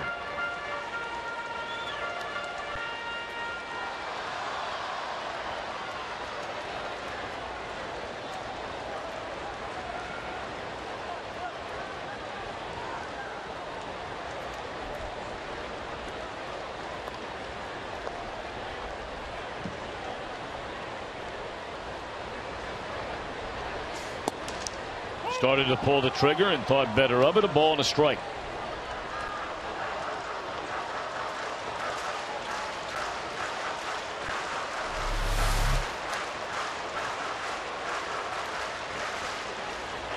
That's a pitch Jim Reynolds has been calling a strike all night tonight.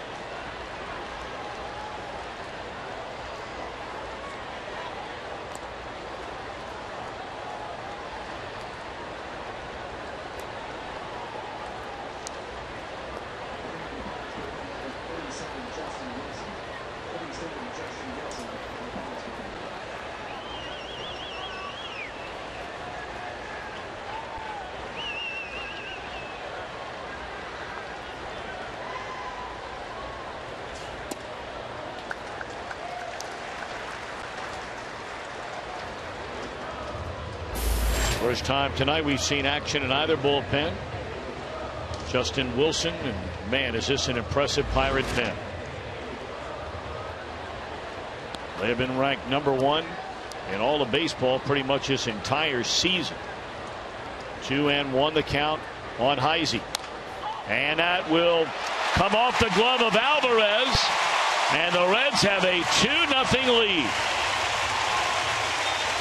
Perhaps Alvarez was thinking about getting that double play, or at least attempted double play started, and could not find it in the webbing. And it ends up being a run for the Reds as they score their second off the ball that goes off his glove. And let's take a look at the entire at bat here. Mazda pitch by pitch. And Liriano again falls behind in the count, fires a low strike right there, and he's trying to get a ground ball. And this probably leads to something down into the strike zone. He does get it right here. And Alvarez maybe going down on his knees a little bit prematurely right there, and that ball gets by him. The Reds get the benefit.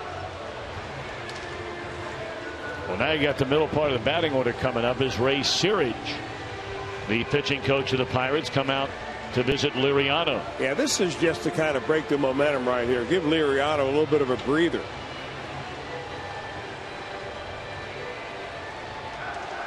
Just to make sure that he's not thinking inside his head that he really ought to be out of this inning with a little bit of decent defense.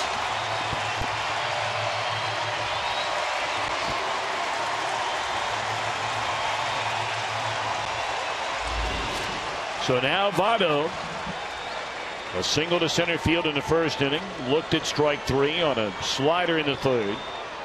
He has Chu at second base, Heisey at first, 1 run in, 1 out. Ball 1.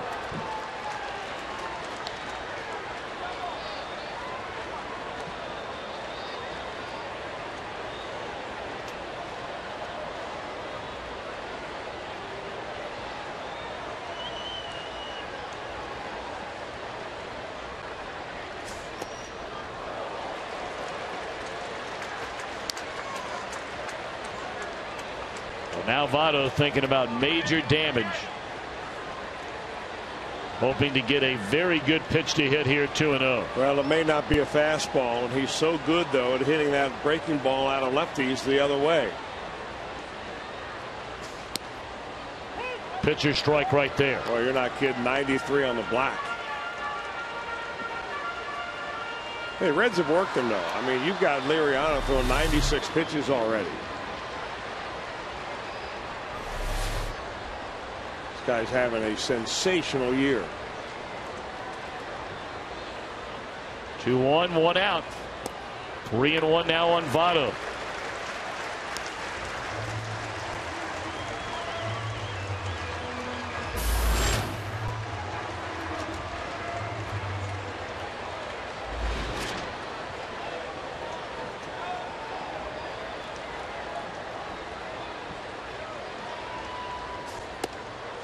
And they are loaded for Brandon Phillips.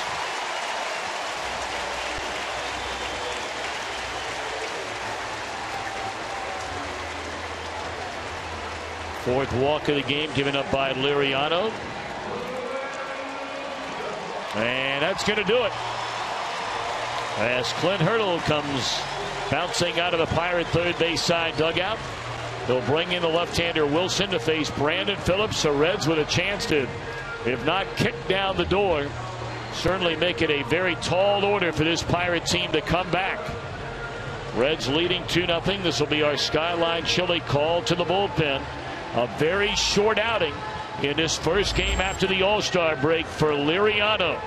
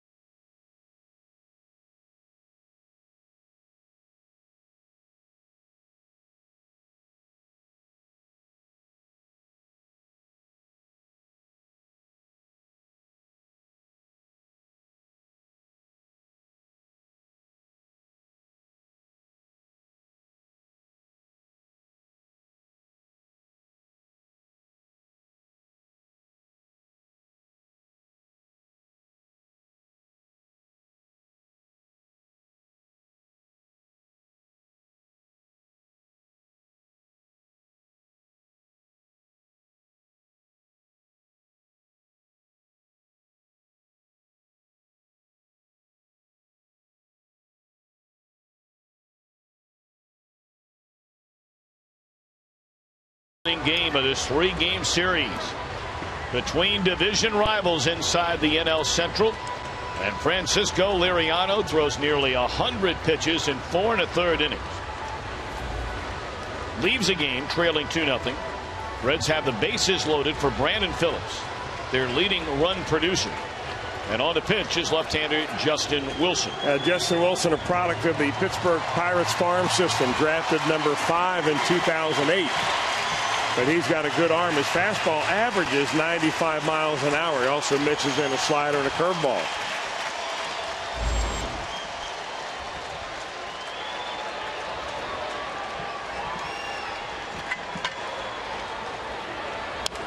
And Brandon looking first pitch fastball and a bit tardy. Interesting really on Brandon Phillips, a note that, when he puts the ball in play on the first pitch, he's batting only 190. But when he goes deeper into the count and gets 2 strikes on him, his batting average skyrockets. That's exactly opposite of what most major leaguers do. 0-1 to Phillips. And that one's into left center field. It will go to the wall. 1 run in. 2 runs in, 3 runs in as Votto will score and Phillips delivers again.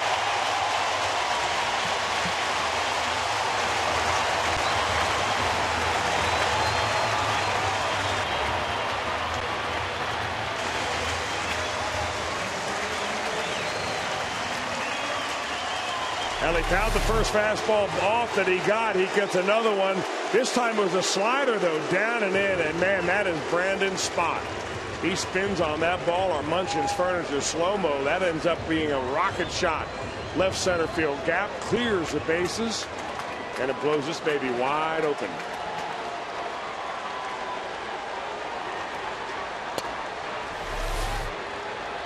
Phillips now this year with the bases loaded. How about these numbers? He is 9 for 11 with the bases loaded and 21 runs batted in. And Phillips having to dive back into second.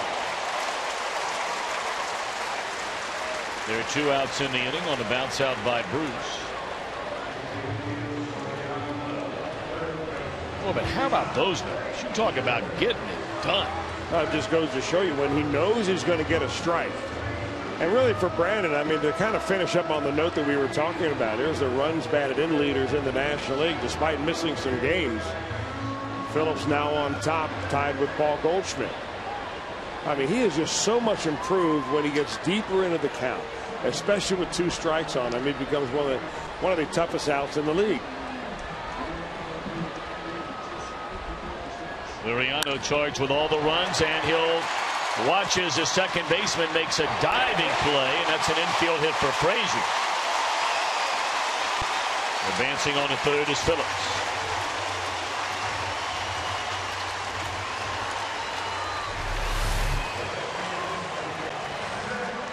Frazier hits it hard, and somehow the second baseman, who is really snug up towards the second base bag, ends up making a play right there. He saves a run by getting out on his belly and keeping that ball in the infield.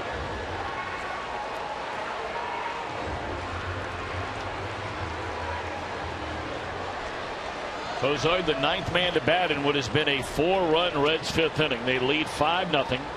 And we mentioned all 5 runs charged to Liriano.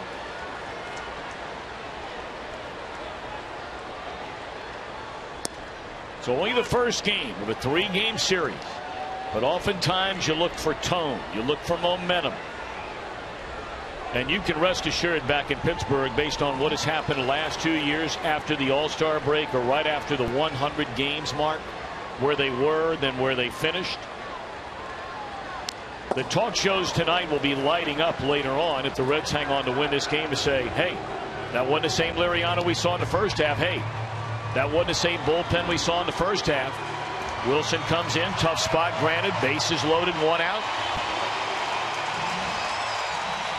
But gives up a 3-run double.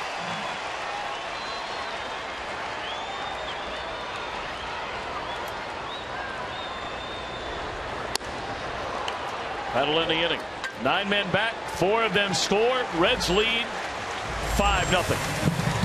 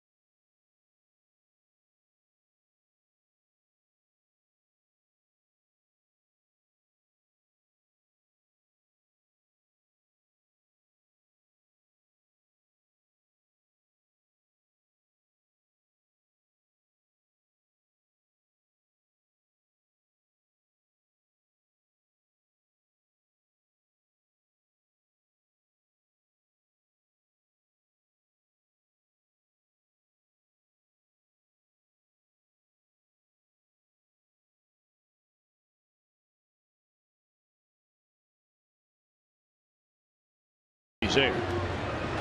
Arrive early on Wednesday, August 6th. If you're one of the first 30,000 fans, you get a Joey Votto bobblehead presented by Formica. 513-381-REDS. And again, Joey Votto bobblehead night, Wednesday, August the 6th, for the first 30,000 fans. The Reds did not fare well out there in Oakland, that brief 2-game series earlier this year when they lost 2 in a row to the A's. They just didn't hit.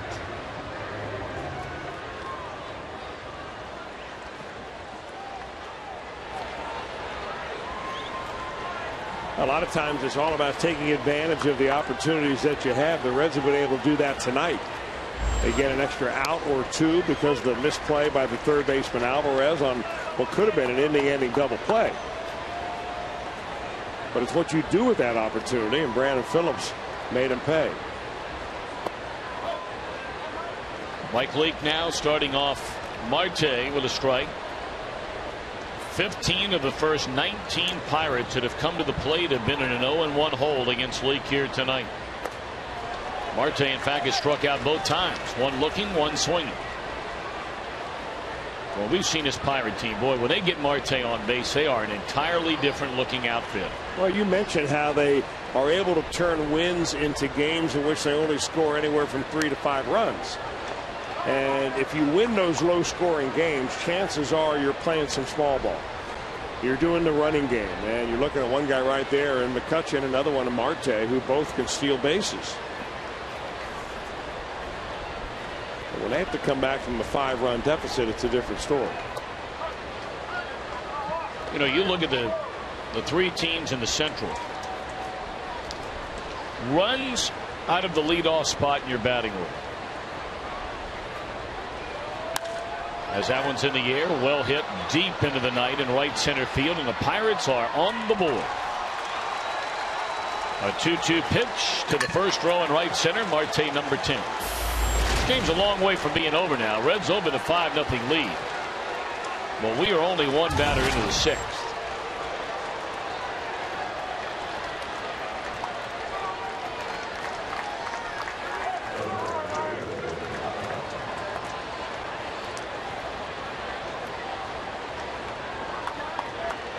Going to talk about runs out of that leadoff spot. The Cardinals the most runs out of the number 1 spot in their batting order among all teams in the National League. The Reds are number 2 and the Pirates are number 4.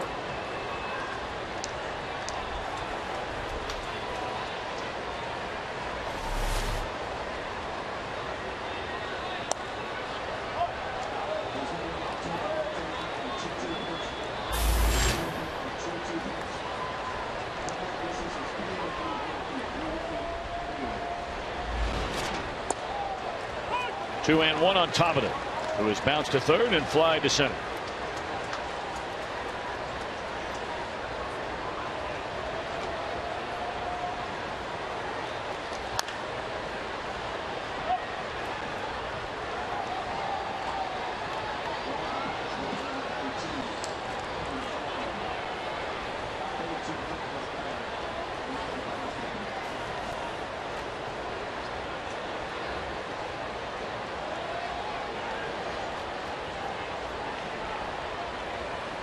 Vin Mazzaro, a right-hander, begins to get loose in the Pirate bullpen. That one's popped up. Chu's got it. One out here in the 6th. Leake at the 88 pitch mark, and here we are in the 6th inning. Of course, the Reds begin the second half of this season still without their 2 primary setup pitchers out of their bullpen, and arguably it's the best tandem in all of baseball when both are healthy. And Jonathan Broxton from the right side and Sean Marshall from the left side. Broxton getting closer and closer. He had a bullpen session yesterday. Now Marshall we heard very, very good things about, and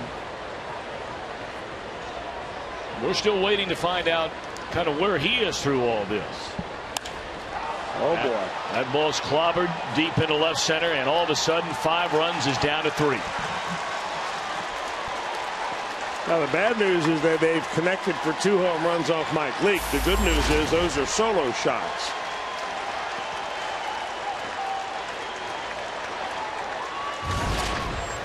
Number 11 for Andrew McCutchen.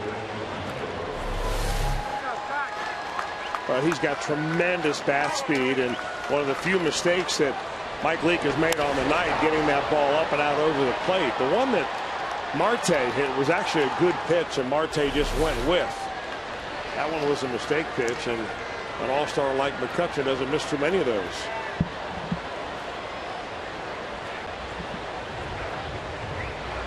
You know what you don't want to have happen if you're Brian Price is Mike Leake lose his edge just because his team went out and put a 4 spot on the board. Now you've got a 5-0 lead. You're feeling a little bit more comfortable. You're not finishing your pitches the way you were. You're not pitching with a little extra edge on your delivery and your finish. And that's maybe the reason why he gave up those home runs and why Brian Price is coming out there saying, hey, not easy to turn the switch on and off. You get after him, and you get after him the way you did through the first 5 innings. And now their leading home run hitter steps to the plate, and Alvarez, he has 24 of them. 0 for 2 tonight. Has popped to left and bounced to Votto. Ball 1 away. Reds have action now all of a sudden after the 2 home runs in this Pirates 6th inning in their bullpen. Just getting up and throwing is Logan Andrusik. Jam shot pop up. This will be out number 2.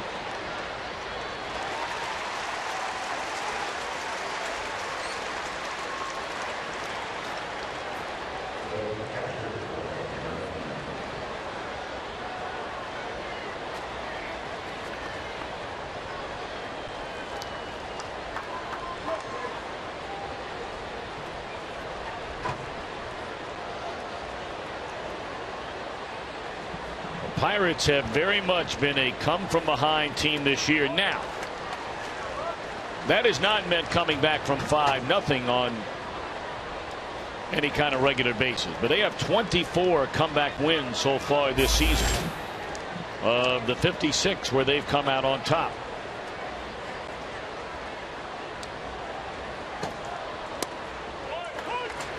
Of course, many of those games, Chris, as we've seen against the Redlegs, have been low scoring affairs. 3-2, 4-3, 2-1. In fact, this team's won 4 1-0 games this year, this Pirate team.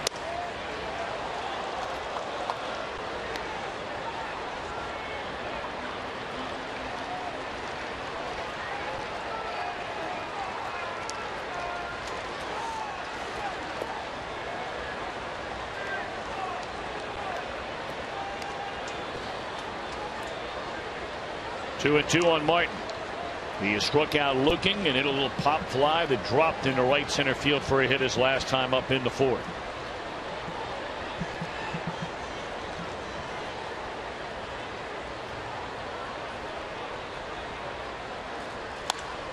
And it's a 3rd home run in the inning, and don't look now, but it is a 2-run game. Mike Leake had allowed a total of 3 hits.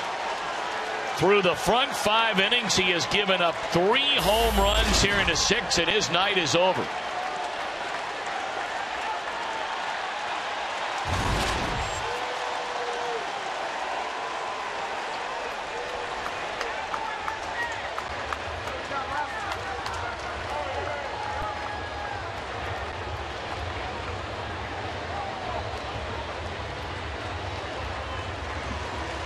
Boy, this is not the Pirates' MO by any stretch of the imagination.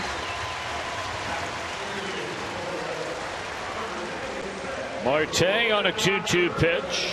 McCutchen an 0-1 pitch, and now Martin on a 2-2 count. 5-0 has become a 2-run game. Andrusik trots in from the bullpen.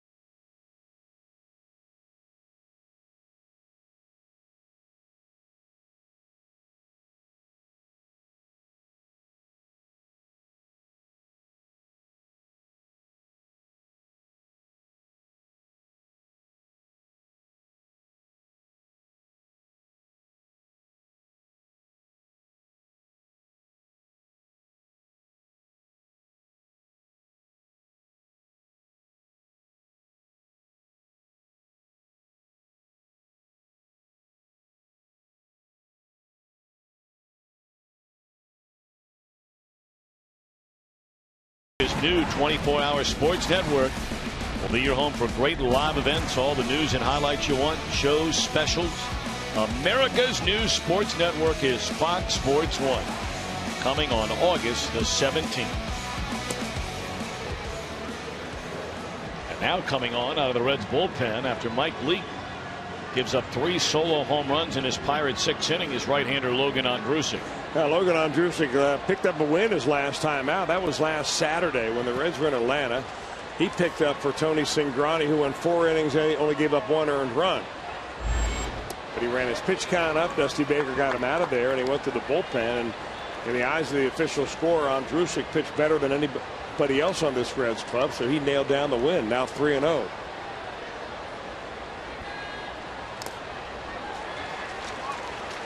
Of course, even without Jonathan Broxton and Sean Marshall, the last 2 weeks have just been an extraordinary run for this Red bullpen.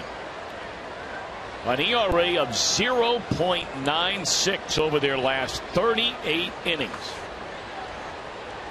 And of course, that includes a stretch where the Reds set a modern franchise record for bullpen scoreless inning streaks. They went 10 games, 32 2/3 innings, not allowing a single run. And that's without Broxton and Marshall.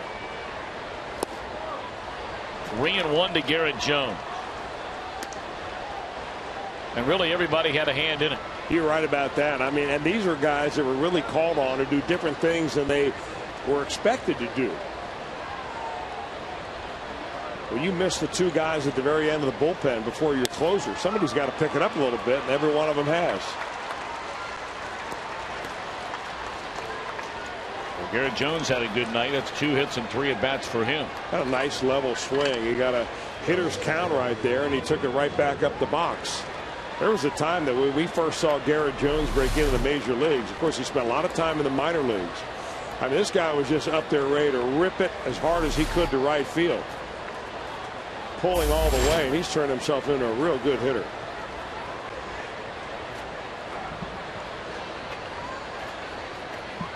Ondrusek and the Reds needing an out in the worst sort of way to stop this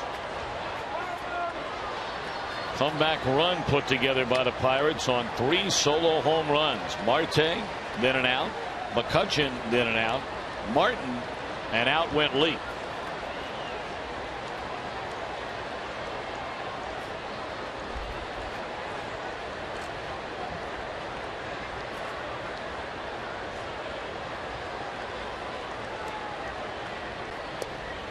Breaking ball and a beauty by Ondrusek to get ahead 0-2.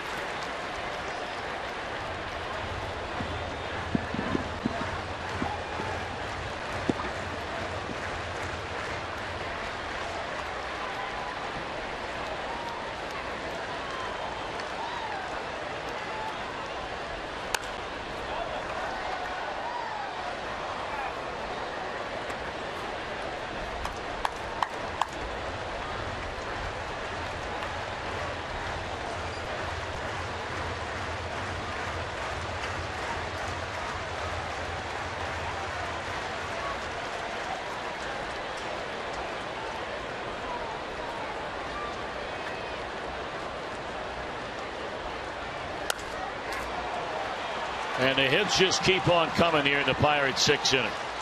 Ondrusek has come in and allowed back-to-back singles. And now the number 8 batter, Barm, is coming up, and Dusty still looking for that final out in the inning. Well, Ondrusek got behind Garrett Jones, a 3-1 pitch, and he lined it for a base hit. That time you saw the last swing that Mercer put on the ball. He just got it up around the waist. Ondrusek is at his best, obviously. I mean, he's 6 feet 8 inches tall. He's got to use that downward plane to keep the ball down around the knees. You got an umpire back there that will call it if you get it down there.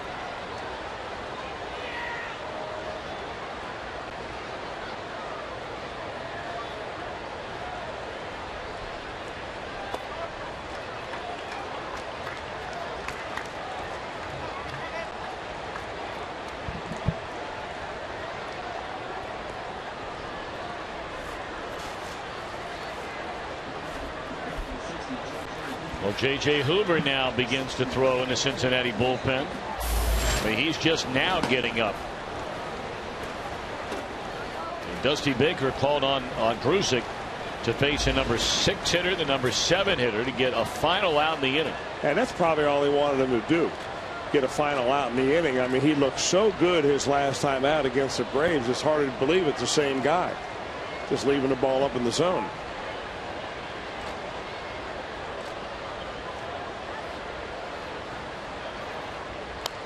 Don't know what's all of a sudden found its way into the water. But these two teams, there was only 1 run in this game through the front, well, till the middle of the 5th inning. And now the last 15 batters that have come to the plate, 10 of them have base hits, and 7 runs have been scored by the two teams. Frazier, what a nice play. And that'll be the final out. That's a big time play by Frazier. 3 solo home runs in the inning. Game on in Cincinnati. 5-3 Reds in front.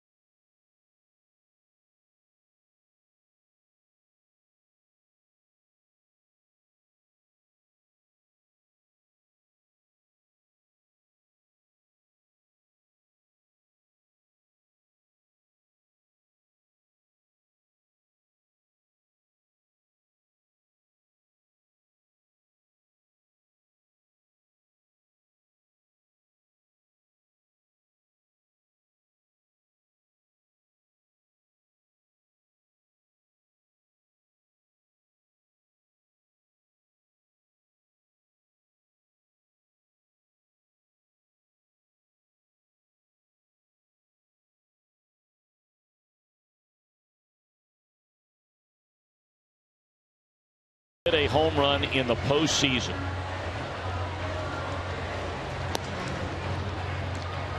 One of them accomplished that feat. One of 2 did it against these Pittsburgh Pirates. We'll even give you the year. 1975. That turned out to be a pretty good year for the Red Legs.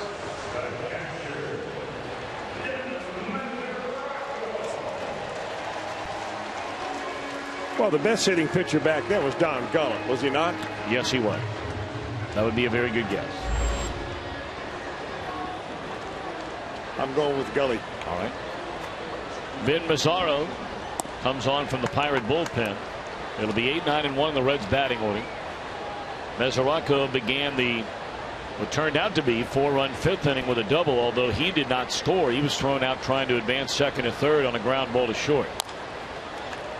Jack Hanahan stands in the on-deck circle to bat for on Drusick.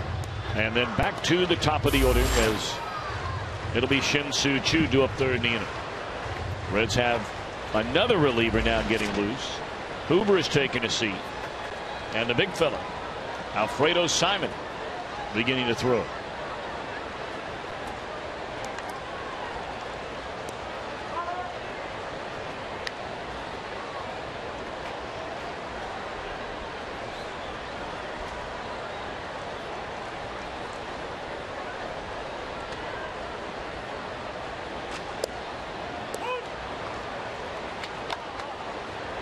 Devin has been aboard twice tonight with a walk and then that double.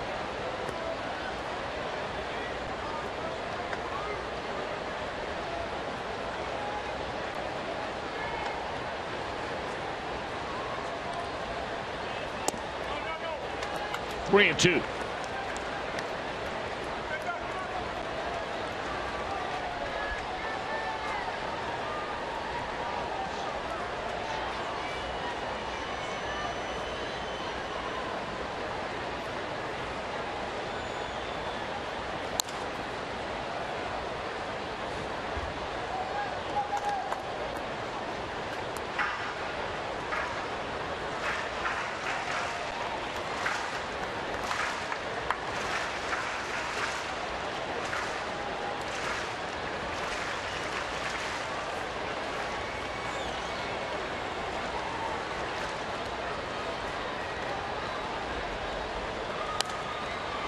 Straight up in the air, but over the screen and out of play. It'll remain a 3-2 count on Mesoraco, leading off the Reds' 6th inning.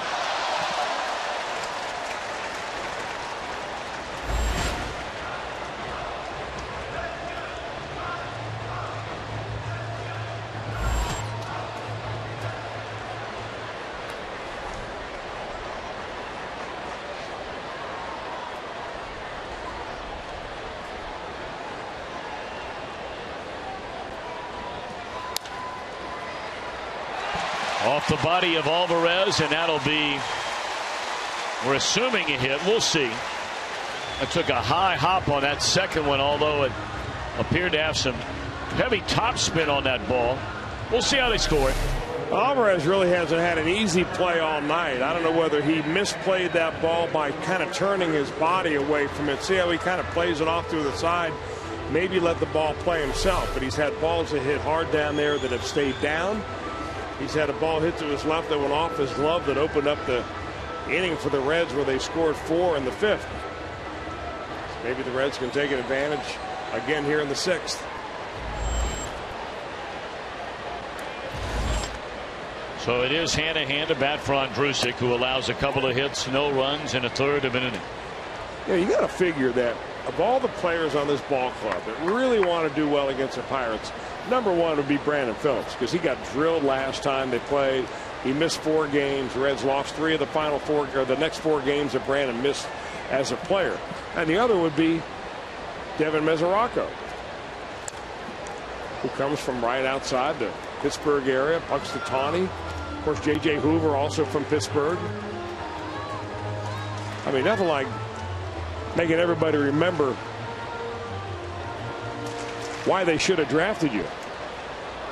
And of course, the Pirates have back on their major league roster a young man who wants to do the same thing to the Reds. That'd be Josh Harrison, right out of Princeton High School.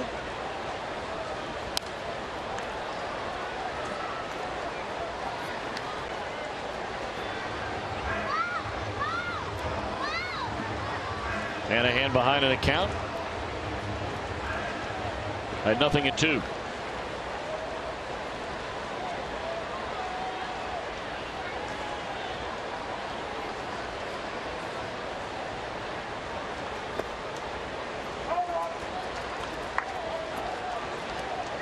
A 4:05 start tomorrow, and what a matchup it is. Matt Latos will get the ball for the Reds, and the man considered the Pirate ace, although he's missed a lot of time this year on the DL, is right-hander A.J. Burnett. And again, a reminder, a 4:05 first pitch, game 2 tomorrow.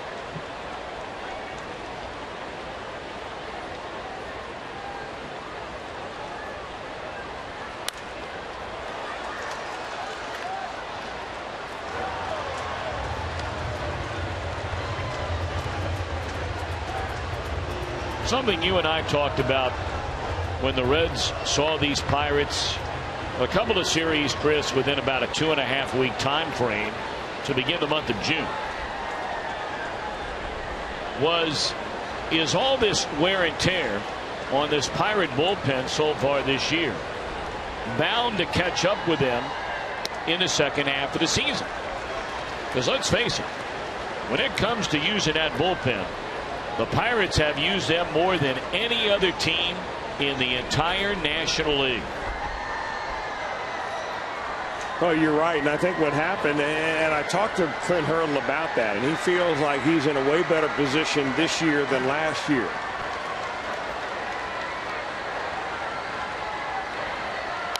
And the reason being is that he feels like he's getting some pitches back up off the disabled list that are going to be stronger because they've had more rest this year. He said what happened last year is that the starting pitching went into the dumpster in a hurry, and then that caused them to overuse the bullpen, and then they had nobody to turn to because everybody was worn out. They've already had A.J. Burnett on the disabled list. He's coming back to pitch this week, obviously this weekend, with a non-arm injury. They've got Wandy Rodriguez on the disabled list. They expect to get him back pretty soon. In the air, well hit by Hanahan, but that ball does not travel very well, and it was nearly dropped out there. And they're going to double off Mesoraco. Boy, Mesoraco has just had a miserable night on the bases. He must have saw it like I did. I thought it was hit better than it was. But boy, that ball was caught 15 feet in front of the track. Yeah, this is the relay to the second baseman, and they just communicate right now and get him by a long shot. That is just downright horrible base running.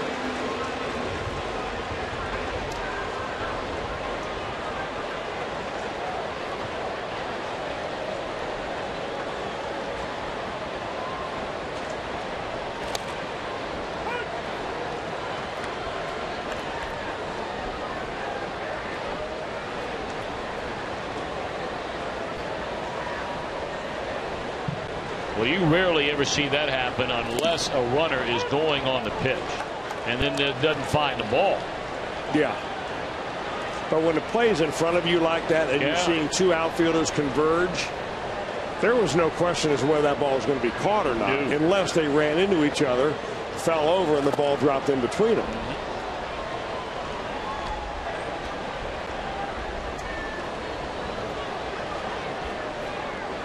Now, what you have to hope if you're Devin Mesoraco that you can leave it in the dugout. And when you come back on the mound, you've got a few innings you have to cover. You got 3 innings to get outs behind the plate, and you cannot let that affect how you call a game. That'll take care of the Reds on a strikeout of Chu. We go to the 7th in a 2-run game.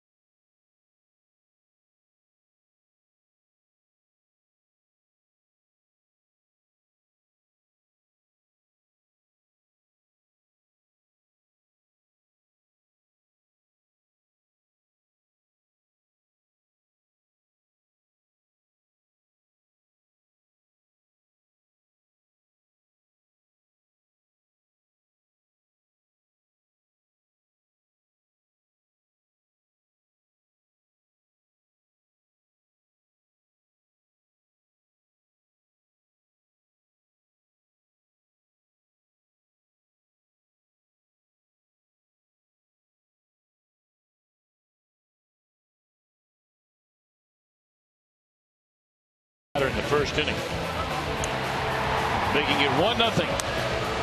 And Brandon Phillips, a bases clearing 3-run double in a 4-run fifth to open up a 5-0 lead. But then the very next half inning, the Pirates bang, bang, bang. Marte, McCutcheon, Martin, the M&M boys, to make it a 2-run game. That was all for Lee. Andrusa gave up a couple of hits but no runs, getting the final out in that inning. And now, as we're set to begin the 7th, 5 runs, 8 hits for the Reds, 3 runs, 8 hits for the Bucks. And big Alfredo Simon taking over on the mound. Yeah, Dusty goes to the bullpen. He brings in another reliever with a real good earned run average and a real extremely good batting average against, a 217 for Alfredo Simon. Here's an example, Tom, of what you were talking about earlier about pitchers being asked to do things that they weren't asked to do last year. Last year, Simon pitched in 36 ball games. The entire year, he pitched 61 innings, so he was more of a long stint reliever. This year, he's come in for short stints in more of a setup role. Here he is in the 7th inning of a ball game in which you lead by 2. That rarely happened last year for Simon. And make no mistake about it, the way this game has started right now, this becomes an even bigger game now for the Reds. Not to say it's not for the Pirates, but this can be one of those games. You nail it down, as there's a little pop fly in a short left, and it'll fall in a hit. Wow. Well, the Pirates have had about 4 or 5 of those tonight. Well, that's the kind of ball, though, that if you decide to leave your feet early on, it's not going to roll all the way to the wall. It was a dying quail hit off the end of the bat. And if you read it right, and I didn't see at the very swing of the bat where Chris Heisey was and how far he came to that. But that's kind of those balls that if you do decide to take a shot at, now Simon thinks he should have left his feet. But if it does get by you, it's going to stay right next to you because it was essentially a little sand wedge that dropped out there.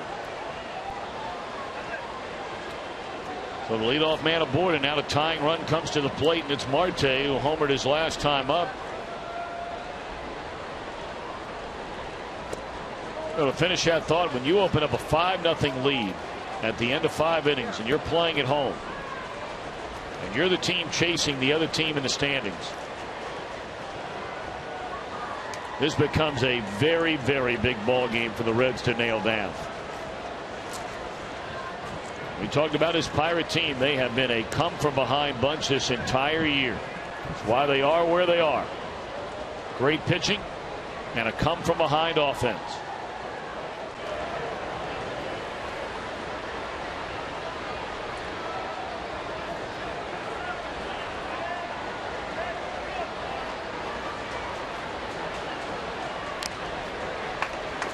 .95-mile-per-hour fastball fouled away by Marte. It even accounted a ball and a strike.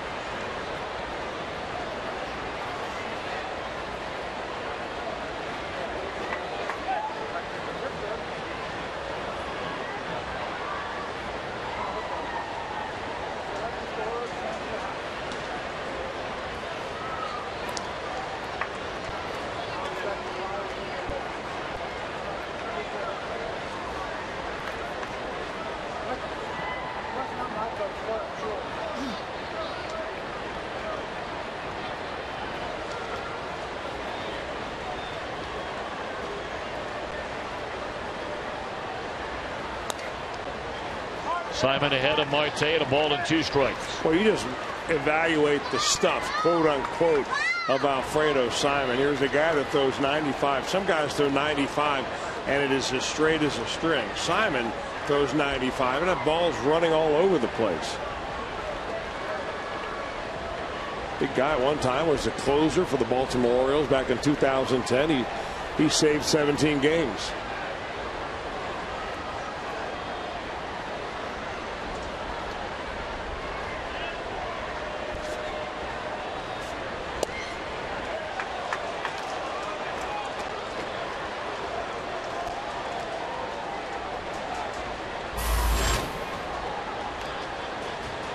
Top of the waiting inning on deck circle. Leadoff man aboard on the bloop single by Travis Snyder off the Pirate bench.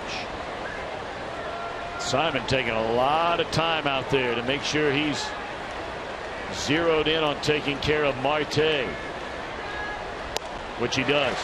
Well, that's gas under the hands. You're right about that. I mean, coming right in there. He missed on the previous pitch at 96, and he catches a good enough part of the plate right here that Marte has to swing. If you remember, the home run that Marte hit was down and away, right on the block on the knees. And he loves to get his arms extended, and Simon was not about to let him do that.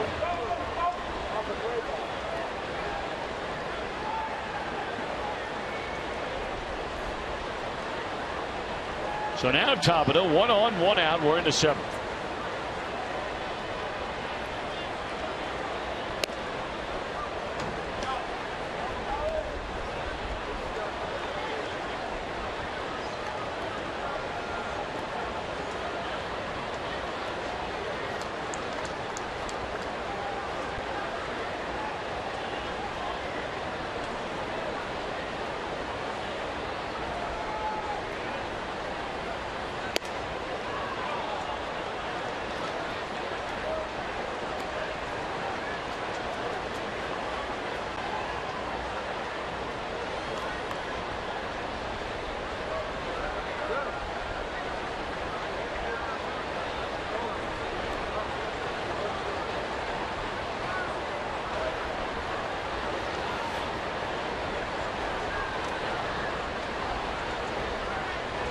Two and 0 on Tabata.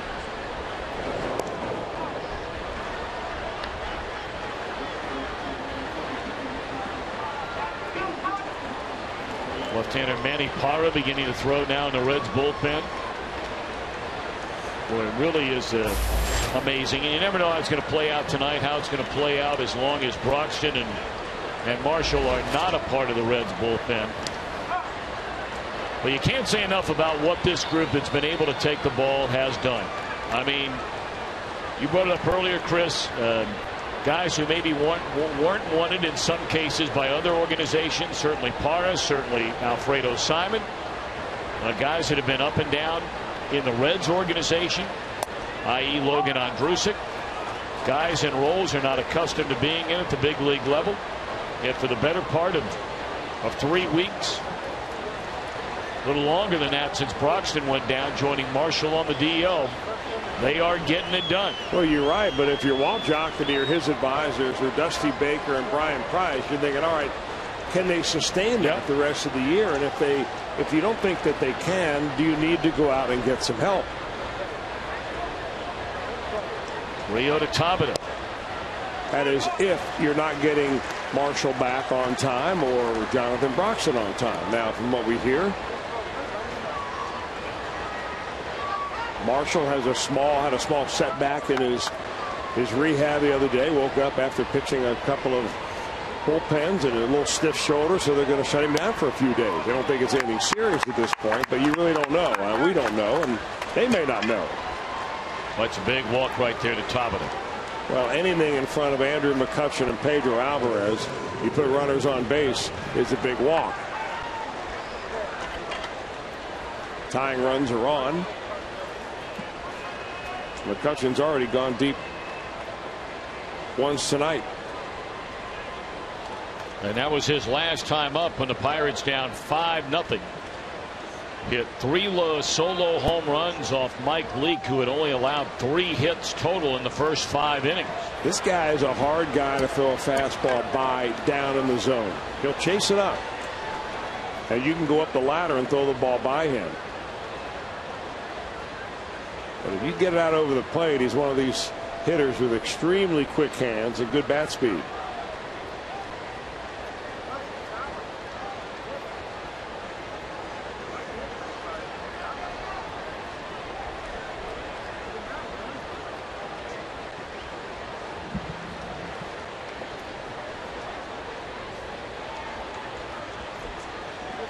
Well, McCutchen digging in, and that one slipped out of the fingertips of Simon. Clearly no intent there.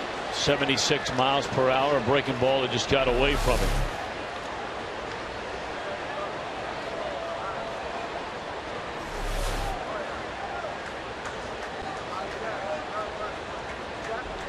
But now Simon up against it here. 2 on, 1 out. And the Reds hanging to a 2-run lead. And that was up and out of play, first base side.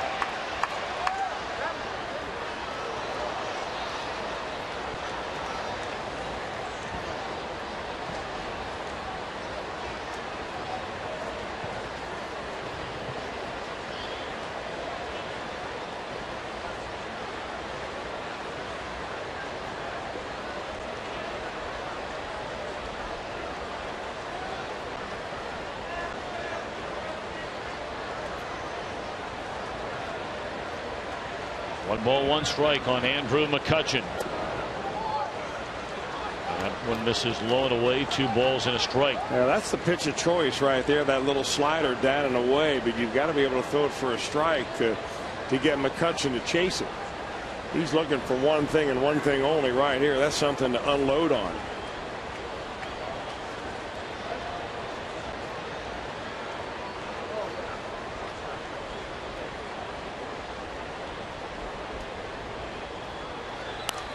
And he tried to unload on that one.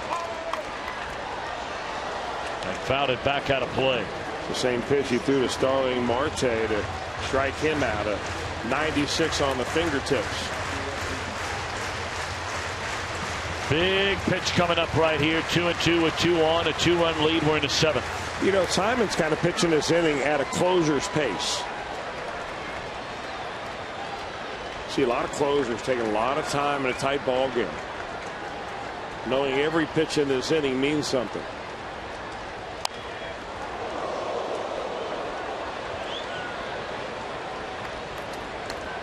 Reds have Manny Parra ready in the bullpen. You have a left-handed batting Alvarez on deck. They have a right-hander getting loose again alongside Parra, that being Hoover.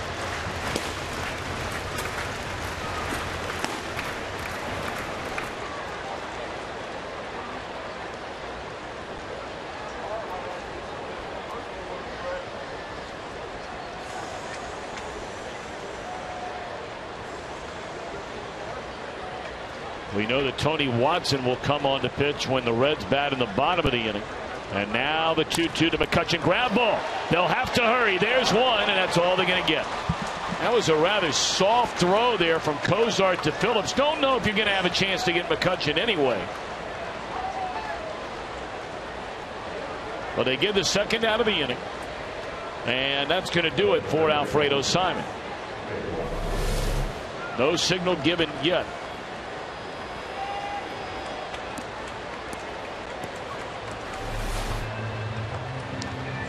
And now he wants a left-hander, Manny Parra, to come in and face a left-handed batting Pedro Alvarez. We're only in the 7th with a game on the line right here and right now. One of the leading sluggers in the National League in a 2-run game, coming up with 2 on and 2 out.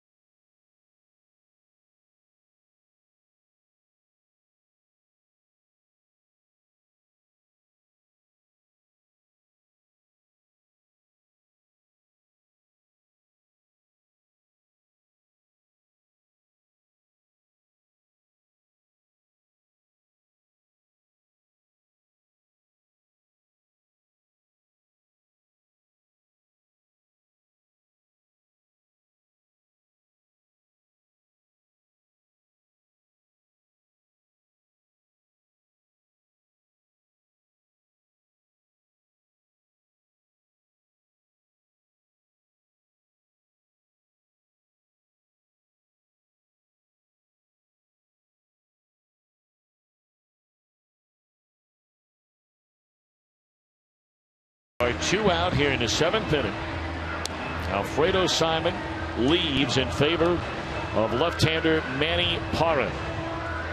Parra, of course, began the year on the major league roster, went on the disabled list, and since coming back, he has been a different pitcher. Look what he's done over his last 15 games. 4 hits in 12 2/3 innings, 14 strikeouts against just 3 walks, and opponents hitting 100 against Manny Parra. Well, it's the base on balls category that has really been the friend or foe for Manny Parra. No one's ever questioned his stuff. He's got a fastball low to mid-90. He's got a real good breaking ball, but it's being able to put the ball where he wants to has been the key. A lot of that has to do with his confidence. His confidence right now, never been better. So here is Pedro Alvarez tying run at first. Runner takes off for second base, and they let him go. That's a strike. For McCutchen, that will be stolen base number 21. So now they have that tying run in scoring position. Well, that's just one less thing for Manny Parra to worry about. He's got to make sure his stuff that crosses the plate is the best. You don't worry about the runner, you worry about the hitter.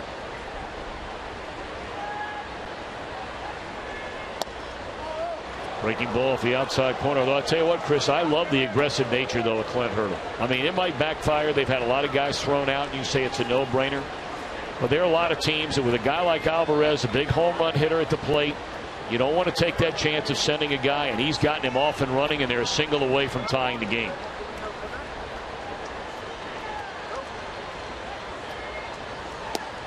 Strike 2. Good looking pitch right there. He just barely missed on the last pitch. He comes right back with the same slider. I couldn't agree more with you about Clint Hurdle. He's a big reason why the Pirates are where they are. Now you throw him a good one. Meaning one down in the dirt and make Mesoraco block it.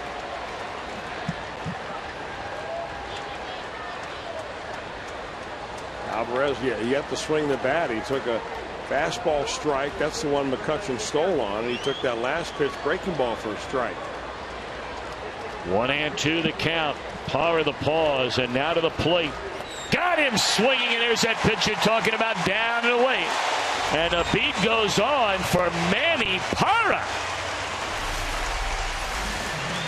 Hey, he's become a weapon out of that Reds bullpen.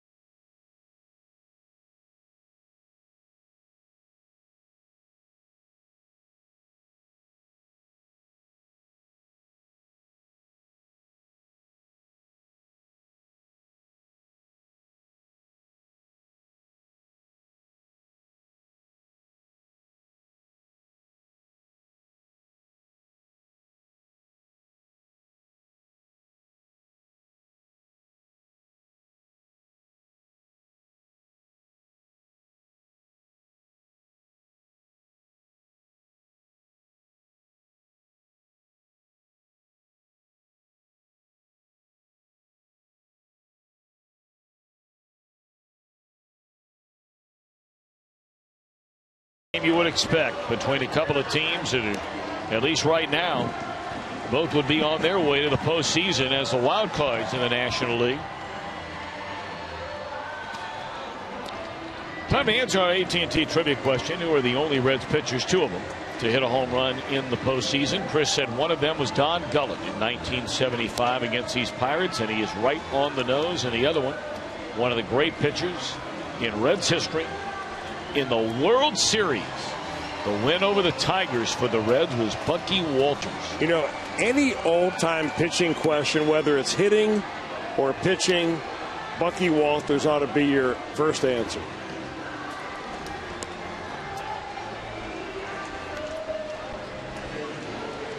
Couple of changes. Snyder, after getting a pinch hit single, remains in the game to play right field.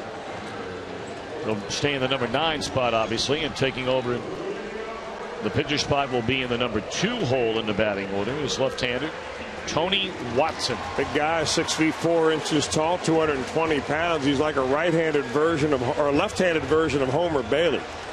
I mean, he throws that hard. He's got very good stuff. You can tell that by the opponent batting average down right around 200. Middle of the order for Watson.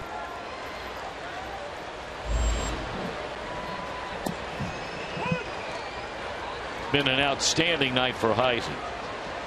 A home run, solo shot to left field in the first, walked in the third, and an infield hit to drive in a run in the 5th.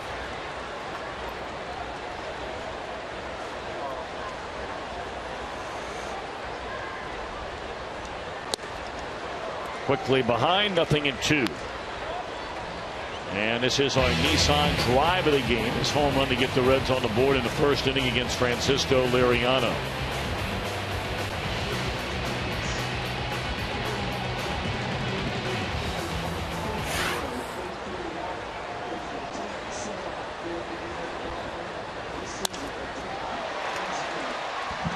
Into right field, 1 out.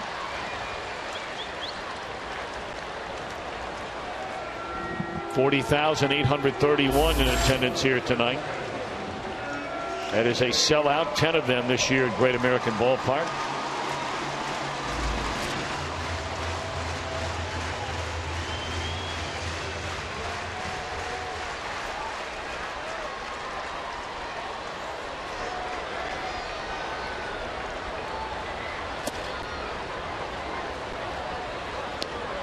Ball one to Joey Votto, a single to center in the first inning, struck out looking against Liriano in the 3rd.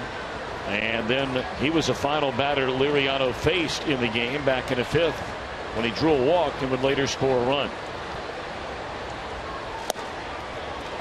1-1 to Votto.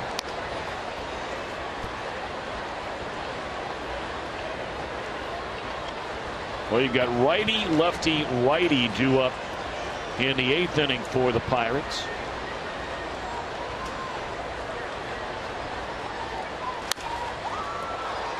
So do you let Manny Parra stay in the game, face a right-handed batter? Martin, let's face it, Chris, I mean, Parra's been getting a lot of right-handed batters out as well as left-handers during this recent run. Well, he has, but you have to ask yourself, how are you going to use Manny Parra going forward? Where is he the most valuable for this ball club? Is it coming out there and pitching a multiple inning? Or is it coming in and getting a one left-handed guy out where you needed it last inning? I mean, right now he's wearing the hat that Sean Marshall was supposed to wear all year long. And because of injury, Marshall's been unavailable. And Marshall was the guy they would leave in. I mean, they wouldn't do it necessarily in a one-run game, but they'd leave him in to pitch a full inning. Now, here's what you're seeing in that dugout right there. It looks like Manny Parra's over there talking to Brian Price.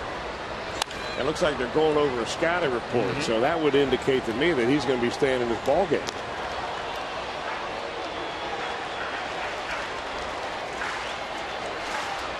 You know how badly Dusty Baker wants to win this game.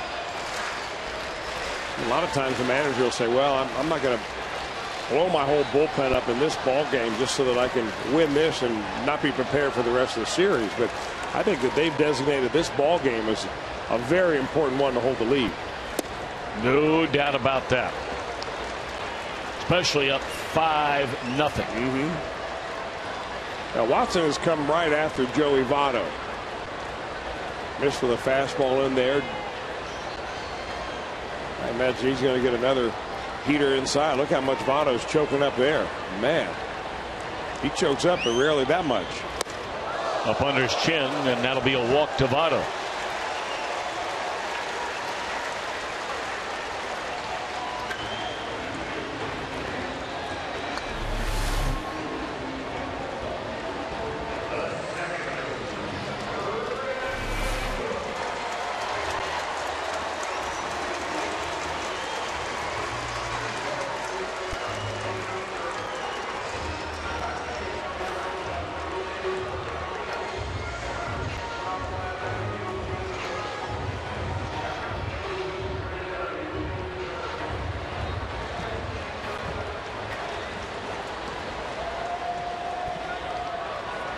So now Brandon Phillips.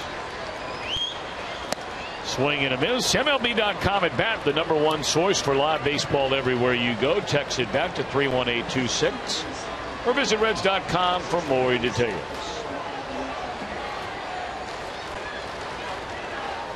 A 2-run game. We are in the bottom of the 7th inning. Sam LeCure now begins to throw in the Reds bullpen. It appears as though he's ready.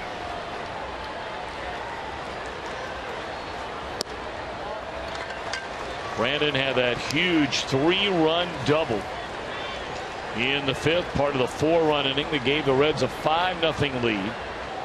If you're just joining us, the Pirates came back and scored 3 times, all on solo home runs in the 6th inning. Then the duo of Simon and Parra pitch a scoreless 7th, although the Pirates did strand a pair of runners in the inning. Straightaway center field. Routine for McCutchen, 2 out.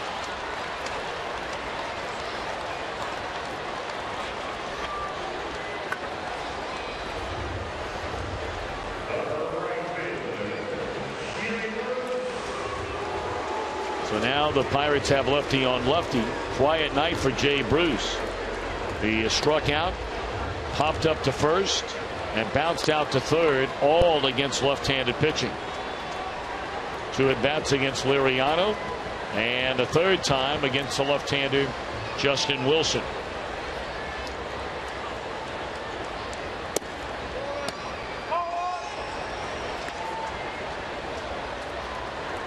Cardinals with a 4-0 lead, still batting in the bottom of the 6th inning at home against San Diego. Now they've owned San Diego this year and recently.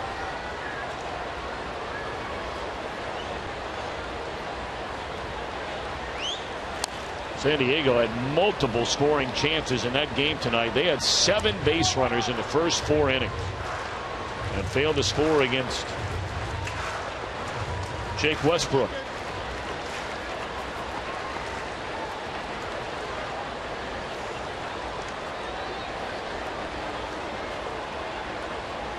One and one to Jay Bruce. 1 on, 2 out. Runner goes. And a hot smash off the glove of the first baseman. Rolls into right field, and they are going to wave the runner around. Here comes the throw to the plate by Snyder, and he's out at the plate. Chris Spire taking a chance with Joey Votto, and he is thrown out by Snyder. It's short right field. It remains a 2-run game as we go to the 8th.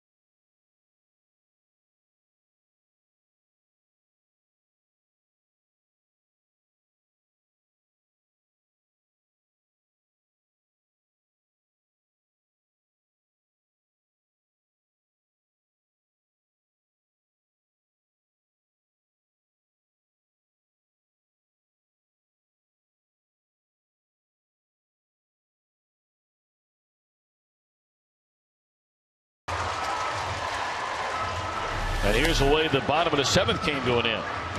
Now you see the runner going on the pitch, and the ball goes off the first baseman Garrett Jones, but here comes the outfielder just put in the ball game. Travis Snyder gets to it quickly. And the Reds trying to pick the pocket. Joey Votto out by a couple of strides right there. You see how he slowed up going into second base, slowed up a little bit going into third right here, and that was the break in stride that I think gave the Pirates a chance to throw him out with a reasonably good play.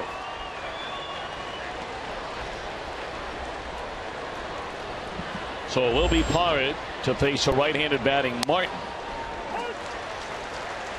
To begin the 8th inning, you have a left-handed batter in Garrett Jones due up next, and then a righty in Jordy Mercer. LeCure is ready in the bullpen.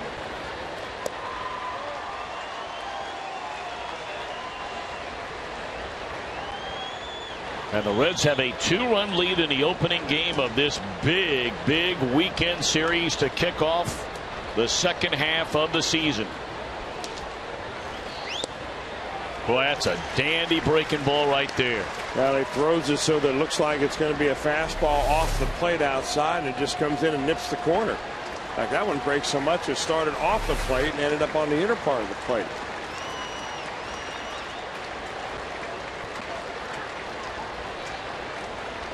One and two to count on Russell Martin, and Parra to the plate. Try to get him to chase a fastball up in the zone. You see it's got a little hair on it now. It does. I mean, he's always had a good fastball.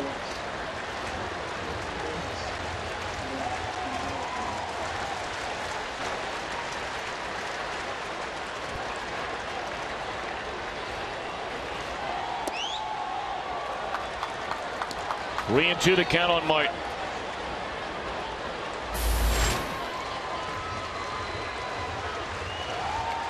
Five runs, 8 hits, no errors, 6 men left on base for the Reds. 3 runs, 9 hits, unerring.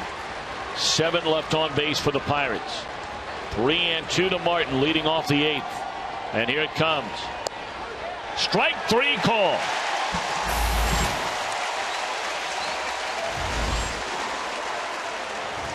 And a great call right there by Devin Mesoraco. Martin thinking, all right, after he misses with the fastball, he's got to come with a breaking ball, right? So they call for a low heater. Good call by Mesoraco. Delivered it nicely was Manny Parra, and that's a big out to start the inning. 8 strikeouts by Reds pitching tonight, 5 of them looking. And now they're going to bring in a right-handed batter, which they generally do. And that'll be Gabby Sanchez. And now Dusty Baker going to make the move and bring on LeCure. What a job by Manny Parra. Boy, this young man, he is an entirely different cat than the guy we saw when the year began. Reds needed him, and he has stepped up. No doubt about it. And a round of applause indeed, and a pat on the backside from his manager, Manny Parra. 2 batters, 2 strikeouts, protecting a 2-run lead. Now it's LeCure's turn. 5 outs to go here in Cincinnati.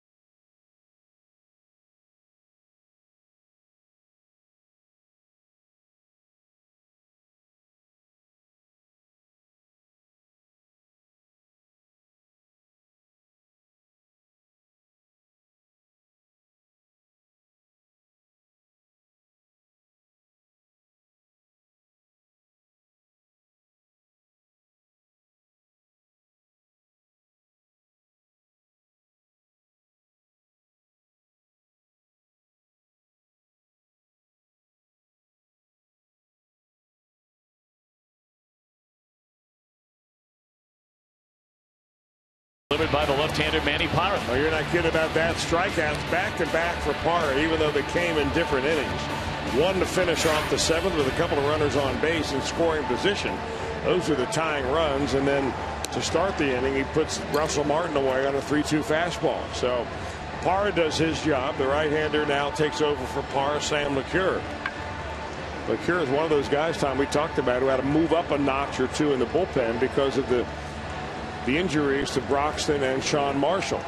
Usually it's Broxton in the 8th inning, Marshall in the 7th, LeCure before that, but everybody's had to move up a little bit. Now Sam, very capable, is in here to try to put this inning away. They moved up a lot a bit. The only guy that hasn't moved is Aroldis Chapman. Unfortunately, he's waiting down there, hopefully, to pitch tonight, just like it is right now in a 5-3 game. Gary Sanchez from the right side. Look to the first pitch, breaking ball, and a dandy from LeCure, strike one. Boy, you just wonder how you bring your arm through so fast and have that ball come just flipping up there at 72 miles an hour. Well, you used to do it all the time. Well, that was as hard as I could throw. With a good wind behind me. Tried another breaking ball, and this is away.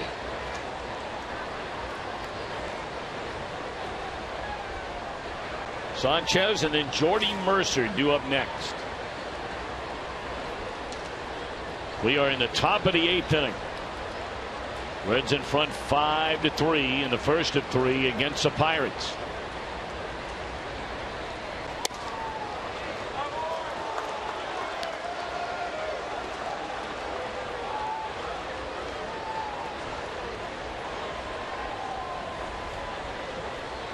Five of the Pirates' 9 hits came in that 3-run 6th inning when they hit 3 solo home runs. They have been very quiet in every inning outside of that one, although they did threaten in a big way in the 7th inning before Parra slammed the door. Now LeCure, the only chink in the armor on LeCure, and you saw it when we put up the numbers a moment ago there. 15 walks in 36 innings.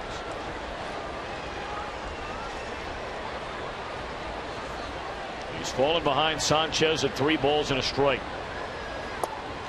And now you bring the tying run to the plate, and you walk a guy hitting 220.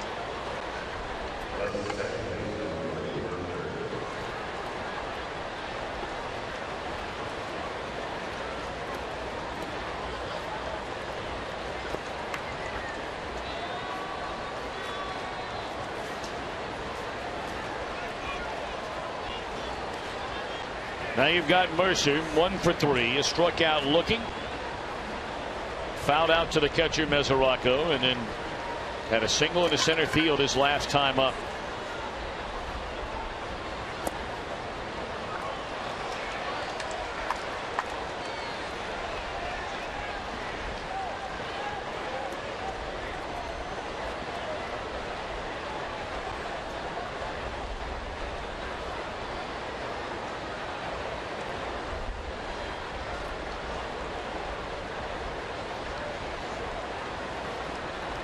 You may remember when Jonathan Broxton had his only little slump of this season, Dusty Baker,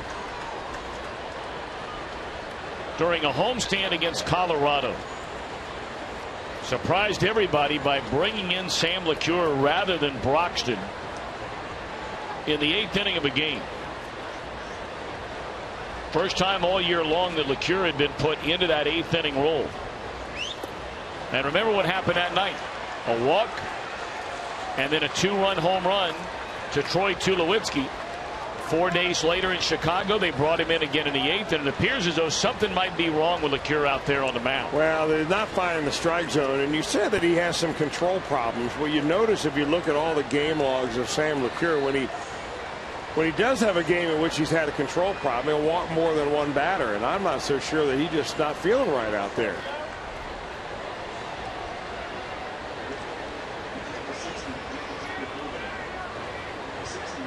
Could be a little kink in the delivery where he's kind of forcing it a little bit.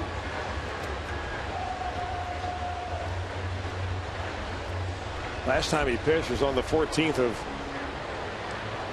the month against the Atlanta Braves. He pitched 1 inning, gave up a run. It was a home run that he gave up. I'm not suggesting there's anything physically wrong with LeCure, but just doesn't seem right to me right You're now. right. I mean, what we're used to for Sam LeCure, we've raised the bar of expectation very high for Sam. That's not what we're used to seeing.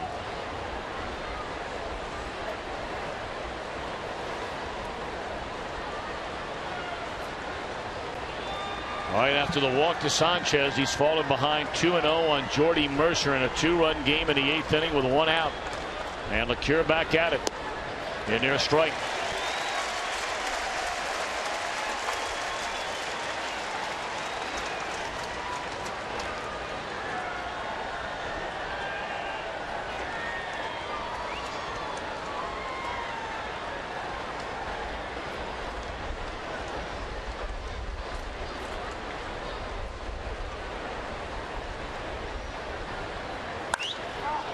Cozart.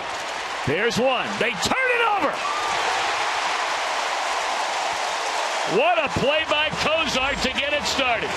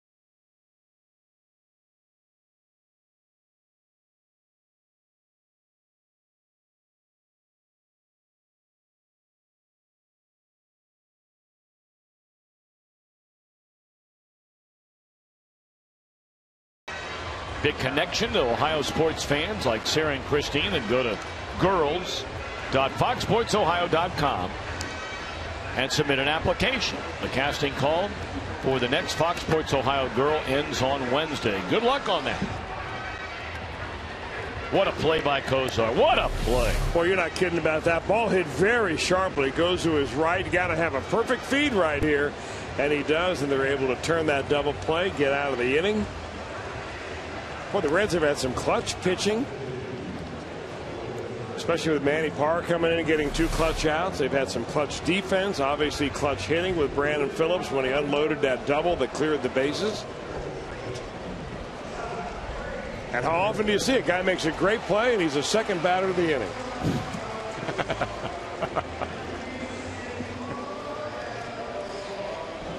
Sanchez remains in the game to play first base, and now taking over on the mound is Brian Morris. Another one of these guys that simply doesn't give up very much. Look at the opponent batting average, 193 against.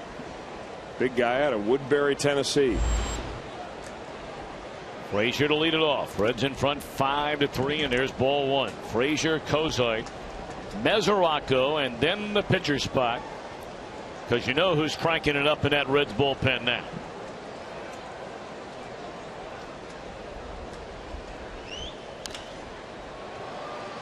One hopper down to third, one out. Finally an easy play down there for Alvarez. Aroldis Chapman coming off another All-Star game appearance. Worked a scoreless inning at Citi Field in New York. He was a little bit wild, perhaps a little bit nervous when he first came on. But got a strikeout, got a double play, and no damage done.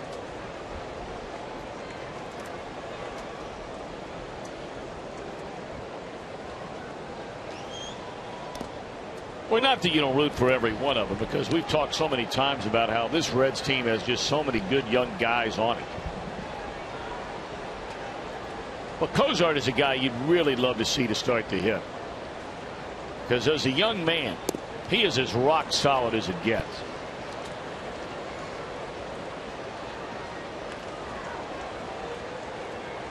And you know he's feeling it. He was asked about it during the All-Star break about this rough first half he has gone through from an offensive standpoint, batting in the 230s, and a lot of that as he's out number 2 here in the 8th inning.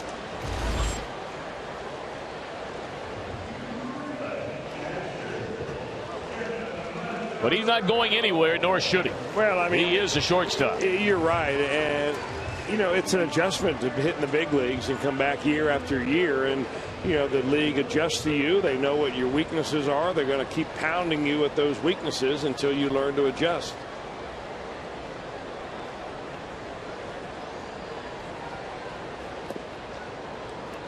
Devin Mesoraco looks at a ball. Now the good news for Mesoraco is he's been on base 3 times tonight. A walk, a double, and an infield hit. The bad news is he has made a couple of costly mistakes running the bases after getting on.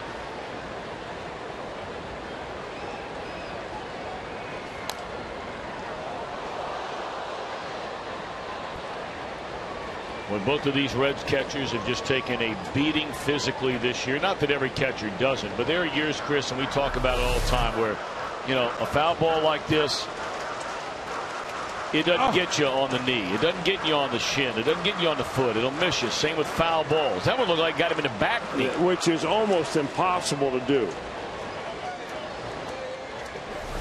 I mean, it's little things like this, too. And, you know, tomorrow you're going to forget that you saw this happen to Mesoraco. Well, he won't forget about that because he'll have his knee in ice all night tonight. I'm getting worked on tomorrow, and he's just wondering, how the heck did I ever bang a ball off my back leg? He'll be in that lineup tomorrow. Yeah. But Matt Latos on the mound, and more than likely Corky Miller will get a chance to catch Homer Bailey here on Sunday afternoon.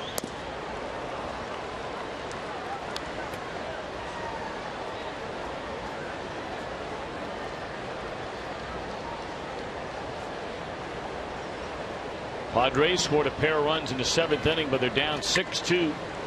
Cardinals batting in the bottom of that inning. Here the Reds lead 5-3. We are in the bottom of the 8th. Chapman will get a chance to nail it down in the 9th.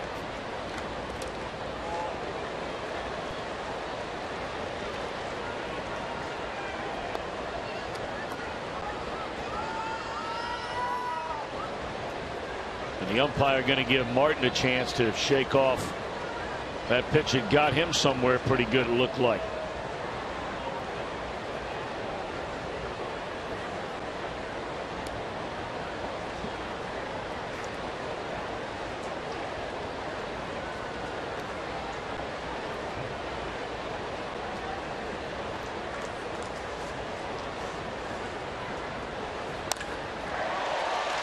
That ball is just clobbered right at the left fielder. Mesoraco is hitting the ball very hard tonight.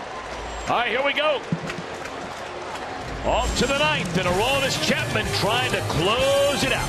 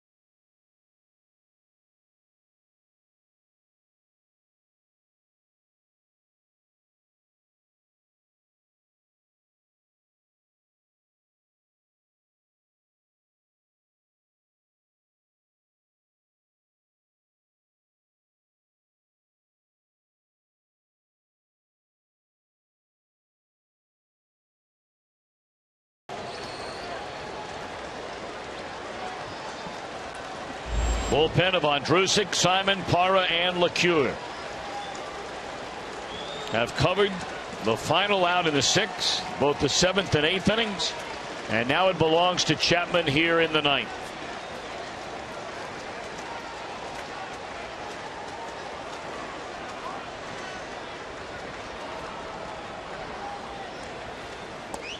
Strike one.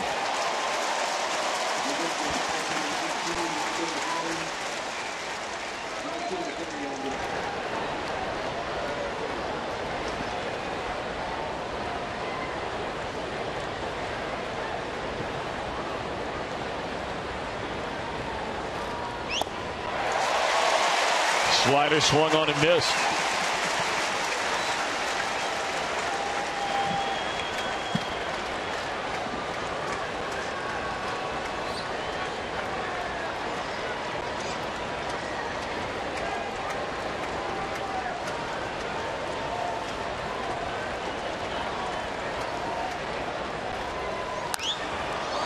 Chapman did not finish the first half on a high note.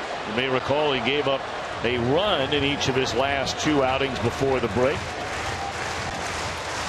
One in a save against Atlanta, and the other in the 4-run win over Atlanta. Gave up a home run to Andrelton Simons to straightaway center field, and there's strike 3 call. Barmes gone to begin the 9th. Throwing strikes is the most important thing for Aroldis Chapman, because rarely will he get himself into problems by giving up multiple hits in an inning.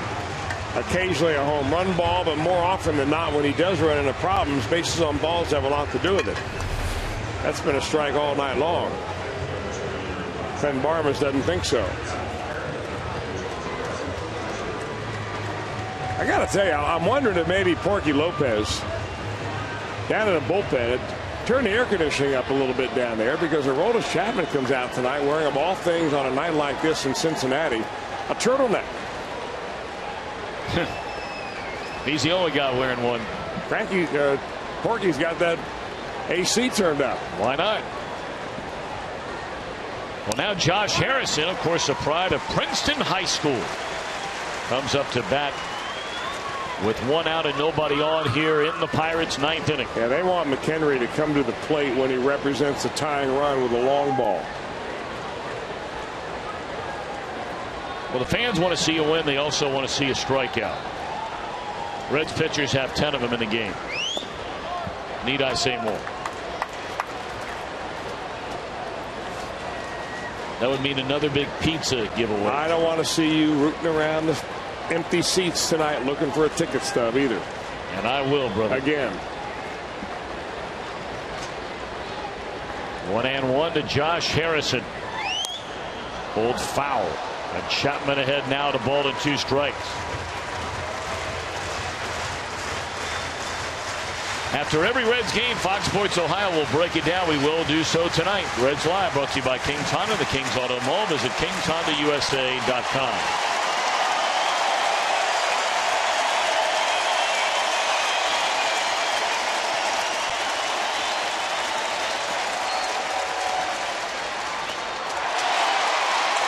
That is a swing and a miss. And the throw is in plenty of time. Mesoraco alertly took out after that ball to get it.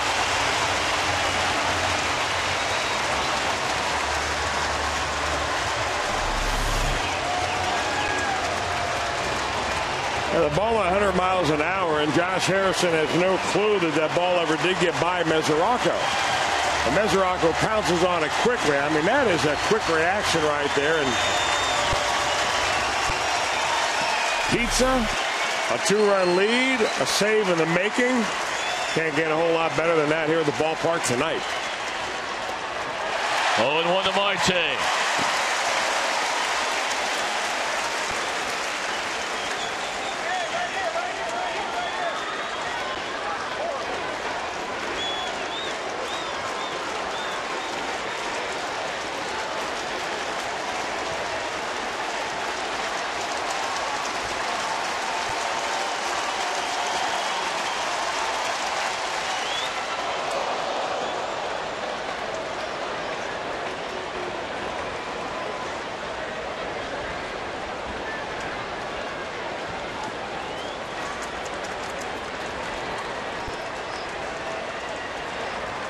Chapman 21 of 24 in save chances on the year.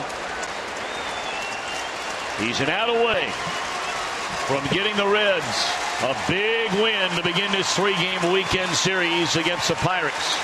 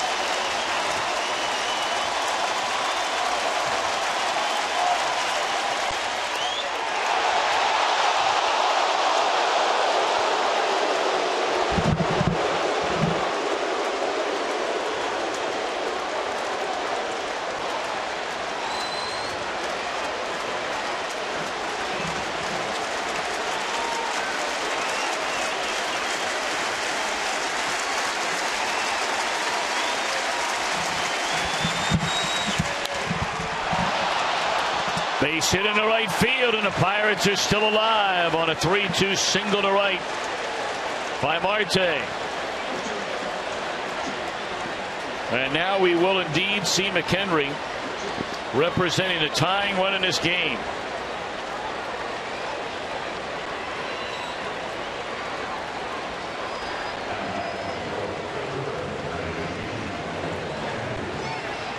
Well, we mentioned only 1 of 4 is McHenry against Chapman, but Chris, I think you would agree. He has had 2 of the better at-bats, one resulting in a hit, one resulting in an out that we've seen against Chapman this year. Well, he's got a very short swing. You see his short arms up there. It makes him be able to turn on a fastball.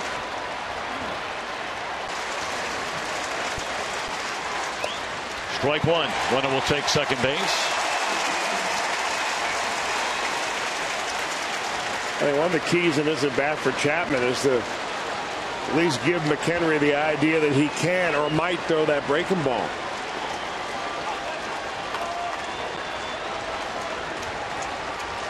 If you can only be geared for one pitch and expect to hit Chapman. There is that slider to get ahead. Oh, that's about as good a spot as you can put it. Well, once more, this sellout crowd looking to celebrate on this Friday night.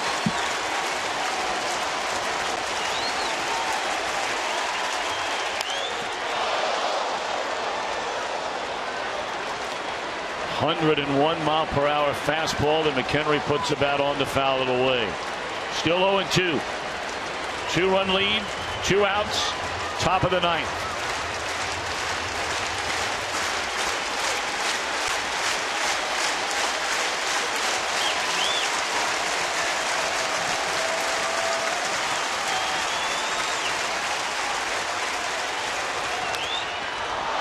This ought to do it. And the Reds, woo, as Chapman watches Phillips and Cozart bump into one another, but able to hang on to it is Brandon. And the Reds win the opener this weekend series, 5-3 the final. Got an important statement made by Dusty Baker's troops tonight by coming out. Mike Leake did a great job through the first 5+ innings that he was out there. Clutch hitting by Brandon Phillips. Good defense. Nice team win there. Reds have started the second half on the right foot. 5-3 our final. We're back in a moment.